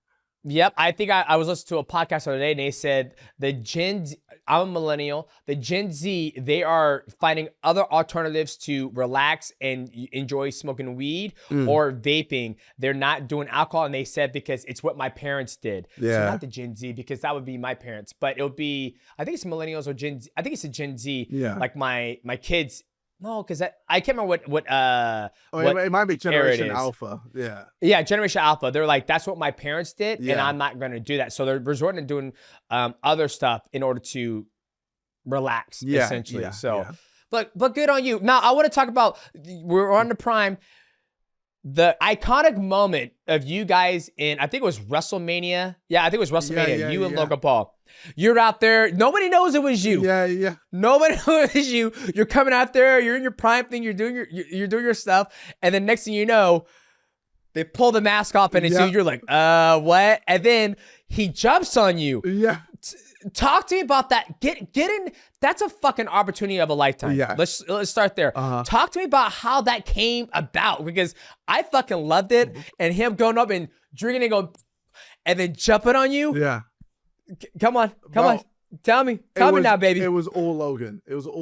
He was the brains behind all of it, man. Like, obviously when it comes to wrestling, WWE, bro, he loves it, man. Like, I honestly, like, the passion he has for wrestling is so high, man. Like, I know he gets opportunities to fight here and there, but like for him, he's just obsessed with wrestling. He just loves it, and it works to him because he's so good at it. So you know, he hit me up like, "Yo, we've got this sick idea for Prime and WrestleMania, and we think it's gonna be sick." I heard the idea, and I was like, "I'm so down." I love it. Like, well, because I used to watch wrestling, you know. I remember Stone Cold, Steve Austin, The Rock, you know, Bret Hart, all these legends, man, in the game. Shawn Michaels, etc. Like, I was like, WWF, let's fucking go. Like, I'm here for it. You know, Raw, etc. You know, it's the shit. And then yeah. So when I got asked for it, I was like, oh my god, yes. Oh my fucking god, yes. And we got the whole Prime outfit, and like, you know, me just walking out, pretending like I'm just some random guy, just, you know, making all these like hand movements, just being a proper NPC. You know, and then I was like, as soon as I take this mask off, you know, what's gonna happen? Am I gonna get this pop, or is it gonna be flat, or is people not gonna care? Bro, the mask came off, and the pop, bro, I was gassed. I was like, yo, what the fuck? I'm here in America, WrestleMania. Like, this, like, young me would have just come to myself. Like, I would have come to my pants, bro, because it was one of the greatest feelings of my life. The euphoria of just everyone screaming. And then obviously, you know, I got beat the fuck up. But like, it was still like such a good moment. And like, even when Logan jumped on me, we practiced beforehand. And my trainers were just super worried because they were like, oh, in case you get injured, etc. I was like, bro, I'm just so fucking down. Let's just YOLO it, man. Like, that's been a lot the basis of my life. Just YOLO a lot of things. Like, what's the point of, you know, being like thinking about it and just being, oh, maybe, eventually, you know, you end up not doing it, and then it's just a waste of an opportunity. I'm there like, no, let's just fucking go for it. And that's what we did. And it just turned out to be one of the biggest things on WrestleMania, and it was just a huge success. Oh, dude, it was. I enjoyed every fucking bit. My kids did too. Yeah, because they're like, oh shit, there we go. You do your thing, and it's like, it was like, oh, and then the pop was amazing. Yeah. And then when he jumped on you, and there's been times like, will you make an appearance? And I'll never forget, he ran out of the cage. I think it was what's his name, the Viper. Michael, what's his name? He has the underwear. He goes, yeah, Randy Orton. Oh, and yeah. And then you were. Logan Paul ran out of the cage, and you're like, "What are you running out?" And then Randy Orton fucking did his special move on you. Yeah. Like, you're always getting these opportunities, and I just love that you have that attitude about fucking YOLO. Let's do it. Yeah. And it makes sense because when we had this whole conversation, you were talking about, I want to always set the bar high. What can I do next? What can I do next? Yeah. What can I do next? And I fucking love that, and I think a lot more people need that in life. Just like, dude, the worst thing that can happen is you fail. Yeah. Right. Yeah. Like, at least you said you tried. But, you know, sometimes also it's okay to just stay in your lane. I think for me, I used to have this idea that, oh, you have to always be ambitious. You always have to be, you know, aim for the top of everything. But like, for some people are just not born that way. Some people are born to just have a normal life, normal chill life, and that's just it. And they're happy in their little space. They're happy in their, you know, not to say boring, but like they're happy in their constant life. Because sometimes, you know, going for the next thing, that can be tiring as well. That's a lot. You know, that's a lot to deal with. And for some people, it's too much. So, like, you have to kind of see it from both angles. You know, decide what type of person you are. Are you the type of person that, I want to try new things. I want to just go for it. I want to, you know, reach for the stars all the time. Or are you a person that you're happy in your happy place and you don't really want to venture out too much? You know, maybe do a little bit here and there, but you want to keep to yourself, and that's okay as well. So, Gotcha. Do you think it's always important to stay connected? What got you to the dance? Do you think it's important to stay connected to 100%. Like for me, I'm always still connected to my gaming roots, right? Yeah. I don't stream on Twitch, but I just got tatted Castlevania, one of my all-time favorite games. I still play the game every once in a blue moon when I'm traveling. And when when you're talking about, I had that sleeper build. That speaks to me. When you say NPC, those things, like I have the sleeper build, and you play that game, it's like, look at this fucking build, boys. Look how fucking good it is. Yeah. Like, do you think that's important to always stay connected to your community throughout your whole entire journey? 100%. Like for me, I see YouTube as the core, as the heart. And if you don't pay attention to it, everything else dies. So if I stop doing YouTube, then I'm putting all my eggs in just boxing. Or the music, etc. And then eventually I always feel like it's just gonna slowly crumble and die, because where I started from, the foundation is the most important thing, and I always have to keep watering that plant, making sure I keep it alive, making sure I'm there, making sure I'm still talking to my audience, making sure if something's going on in the mainstream or whatever, I can always just talk to my audience and tell it straight, and then fix everything. So, yeah, I think it's so important. I love that. Well, also, what was the question that you're? My biz? Oh shit! You sure you want to do it? You ain't gonna get mad at me, right? I've been waiting. You made me wait. Okay. My boys, I said, boys, I have the KSI on. If there's one question that you guys can ask him, what would it be? They said, ask him to take his bandana off. Oh, for God's. Can you believe that? Them little motherfuckers said that. They said that. I said, you know what I told them? You know what I told them? I was like, you little motherfuckers, I didn't raise you like that. What's wrong with you boys? That was legit conversation we had last night. My boy, all right, you know what? For them, I'll do it. Right? No, you ain't gotta do it, dog. You ain't gotta do it. The big ass forehead. God fucking damn it, man. Damn. That's not bad. That's not bad. It looks good. It's all nice and clean. Yeah. My son, when he said that, my wife goes, why do you want to take off his headband? And remind you, he's 11. He goes, he got a big forehead. He got a big forehead, bro. I bet he said that. Yeah. And I said, little motherfucker, we can't control that. Look what happened to me. I'm bald. All right. So that was the question, man. Hey, KSI, you've been an absolute joy. No, please, pleasure, this is your opportunity to let the folks know how they can support you, where they can follow you. I'm KSI. Google me. Follow me on. I think I'm on everything. Boom. I love it. Ladies and gentlemen. Thank you. That is our guest, KSI. I am your host, Demetrious Johnson. That's our guest, KSI. And that's my right-hand man, Michael Wansover. We'll see you guys at the next episode of the MIGHTYcast. My little motherfucking kids. When he said that, I was like, boy, I'd whoop your little ass. Yeah. God damn it. I want the questions. Oh, man. No, it's funny. Oh, man.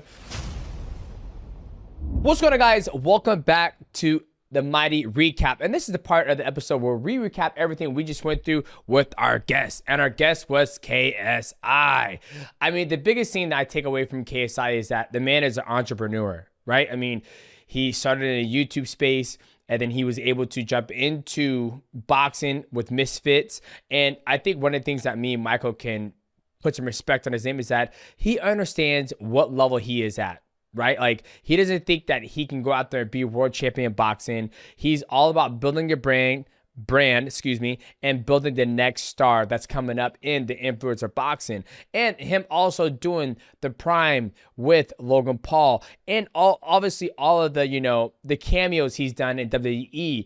It's been absolutely a treat to watch. And my kids love him, right? I told the kids, yo, boys, I'm going to be talking to KSI. Is there anything you want to ask him? And them little bastards told him to take off his bandana. I cannot believe it. I raised my kids better, boys. I raised them better. But they wouldn't have to pull that bullshit out here. But luckily, he was a good sport about it. And, it's unfortunate that he was supposed to fight, Dylan Dennis, but something happened. He was sick. He was in a charity soccer game. And hopefully he get back in the gym and get back to, hopefully getting that match done. Yeah, and what do you think about his comments that he kind of sounded unsure of his boxing future, that he's just had a lot of bad luck, and it kind of almost sounded like maybe I know that boxers always do a good job of doing this, but maybe we have seen the last of him. Do you think he'll box again, or do you think maybe he's just like, well, I'm so successful in these other ventures, I don't need to box anymore? I mean, that's the hardest thing, is that he's been so successful in the other, things he's got his hands in, right? Like the cameos, the music, Prime, the YouTube space, Misfits. Even though he's not boxing, he's still, part of the Misfits. I'm sure he's making some type of money off that organization. And that's one of the things that, if I was him, I think, when we talk to him, he enjoys boxing. It's something fun. He will continue to work out. It's a lifestyle now. But I think for him, he's going to make way more money putting his efforts into those other businesses than if he's boxing Dylan Dennis or whoever is next. And injuries plays a part. He's going to get older. And when you do box, he's not boxing the best in the world, but there's always that risk to your health factor that, a lot of people don't want to take that risk, especially when he's making all the money elsewhere, where boxers and mixed martial artists still fight, to the very bitter end, because we don't have, your boy right here is sitting pretty, but a lot of fighters don't have a lot of things to fall back on. And so only time would tell. I hope he continues to box. And if he doesn't, I'm sure he's going to be, a trailblazer for other influencers to help them get into Misfits and keep on promoting their fights. Yeah, and I think it's crazy that we have not seen KSI versus Jake Paul. I don't know how it hasn't happened. It seems like such a layup. He fought his brother. He has the Prime with his brother. Do you want to see that? It's one of the only fights that I, at this point, want to see Jake Paul have, because I honestly can't stand his boxing. But but that's a fight where I would sit there and be like, okay, I'm intrigued by this shit. I think Jake Paul's a little bit too big. I think KSI is a little bit smaller, and KSI fought Tommy Fury, I think, better than Jake Paul did. It was pretty close. Oh yeah. Yeah, 1,000%. And I forgot, yes, Jake Paul did fight Tommy Fury, and Tommy Fury did fight KSI, but I feel like, Jake Paul has gotten so much bigger, like frame-wise. Like, I think I would be surprised if he's walking like 210, 205, and so he might fight at 195. I feel like KSI is not a big body, and so for him to fight Jake Paul, I think he'll give up a huge size advantage to Jake Paul. And if it was to happen, awesome, but I like to see KSI keep on building Misfits, keeps doing his things, keep creating content, working in the Prime, and I love to see him do more cameos in WWE, because the one WrestleMania and him with Logan Paul and the Prime, it's just absolutely a joy to watch with the kids. Yeah, and I just think the biggest thing to him, and you already said it, the honesty that he has about being an influencer boxer and not a boxer who is going after a top 10 ranking or going after, one of the many boxing titles that there are in boxing. He's honest about, okay, I just want to go against other influencers, a Dylan Dennis. Tommy Fury is a real boxer, but let's be honest, more of an influencer boxer. So I respect that honesty versus Jake Paul, who is out here saying he could beat Canelo, who, he's saying he could beat Mike Tyson in his prime. For me, when you said we're going to talk to KSI, at first I'm like, I'm not crazy about the influencer boxers, but he won me over how honest he is about it. Yeah, and I think, one of the things that the influencer boxers have over the real boxers or people who are professional boxers is that they have a true fan base that they've started from scratch. Where if, you have KSI fight at Dylan Dennis, that might do more pay-per-views than, Gervonta Davis's next fight, just because they both have a fan base. Dylan Dennis comes from the mixed martial arts and the jiu-jitsu background community. And then you also have KSI, who's got his hands in literally everything. Right? He's got, WWE fans. He's also got the YouTube community. He's got people who are fans of Prime. So he has all these people come together to watch him, box. And that's one thing I will say that he has over professional boxers is he has a influence over a massive community that's going to tune in to watch him fight. And yeah, I agree with you. The respect that he has, that he's like, I know where my skill is. I know where my ceiling is, that just makes you more of a bigger fan for him. And like we talk about all the time, there is a true market for influencer boxer. I mean, you look at Salt Papa, you look at Lil Cray Cray, you look at Dean the Great, Slim. I mean, these guys continue to box, and people continue to tune in to watch these guys fight, whether it's for Misfits or if it's for some other type of boxing organization. And I already know where you stand on this, but there's a lot of people tweeting stuff about, oh, KSI dropped out of the fight with a cold. From your standpoint, as someone who actually was obviously a fighter, what do you think about him stepping out of a fight when maybe it was just a cold, right, but not being 100%, and that's why he stepped out? Yeah, I think KSI's at the point now in his career. I feel like he's talking like he's on his 15th title defense. It is what it is, right? Like, obviously the man was sick. I talked to him and he says, yeah, man, I've just been sick after doing a charity game. And you got to think about it. He's doing a charity game. He's also running Misfits. He's also running Prime. He's got his hands in everything. And so when he's out there doing a charity event with, ISO speed, running, playing soccer, then after that, he's going to another meeting, he's doing this, he probably ran his body down to the ground. Like, I'm sure at all the things that he has going on, him boxing Dylan Dennis is probably at the very bottom of the totem pole, where he's got all these other important things that he wants to see eye to eye. So I think it's smart that he did back out of the fight. You never want to go into a fight where you're not 100%. And at the end of the day, this isn't what makes, that's not how he butters his bread. He butters his bread by doing other things. This is just like, a side quest. That's what we like to call it in mixed martial arts, doing a side quest. Yeah, I personally, I hope we do see him again and that he doesn't give up on the influencer boxing, because I think he is surprisingly good, and he's just such. Oh, yeah. There's not a lot of true game changers in where they have a boxing fight. It does some huge numbers, generates interest. So I hope we see him again. I guess we'll just have to wait and see. And, and I still can't believe that your son just made KSI take his head. Yeah. But switching gears, we got UFC 314 this weekend. If you guys want to check out the channel, we got final predictions dropping Thursday, so you could see who DJ's picking in Volkanovski versus Diego Lopes and Michael Chandler versus Paddy Pimblett. What are your thoughts on this pay-per-view? Because for me, it has been a lot of weak UFC cards. I'm not going to lie. A lot of weak ones in a row.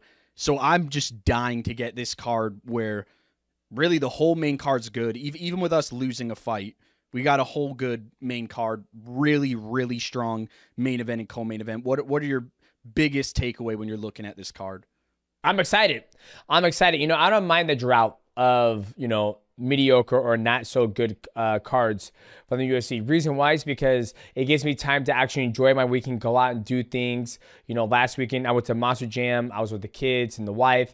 I was working in the yard. So it's okay that, we go 2 weeks with a drop. But man, are we back with a banger with Diego Lopes taking on Alex Volkanovski, and then Paddy Pimblett taking on Michael Chandler. And then you got Gene Silva looking to, put a stop to Bryce Mitchell's crusade. And then you also have your boy Pitbull, producer Pitbull, coming into the UFC as he takes on Yair Rodriguez. So I think, it's going to be an exciting card. I'm looking forward to it. I know everybody around the world is looking forward to it. And like, Michael said, make sure you guys check out, the final predictions on Thursday as I give you guys who I think is going to win the fight.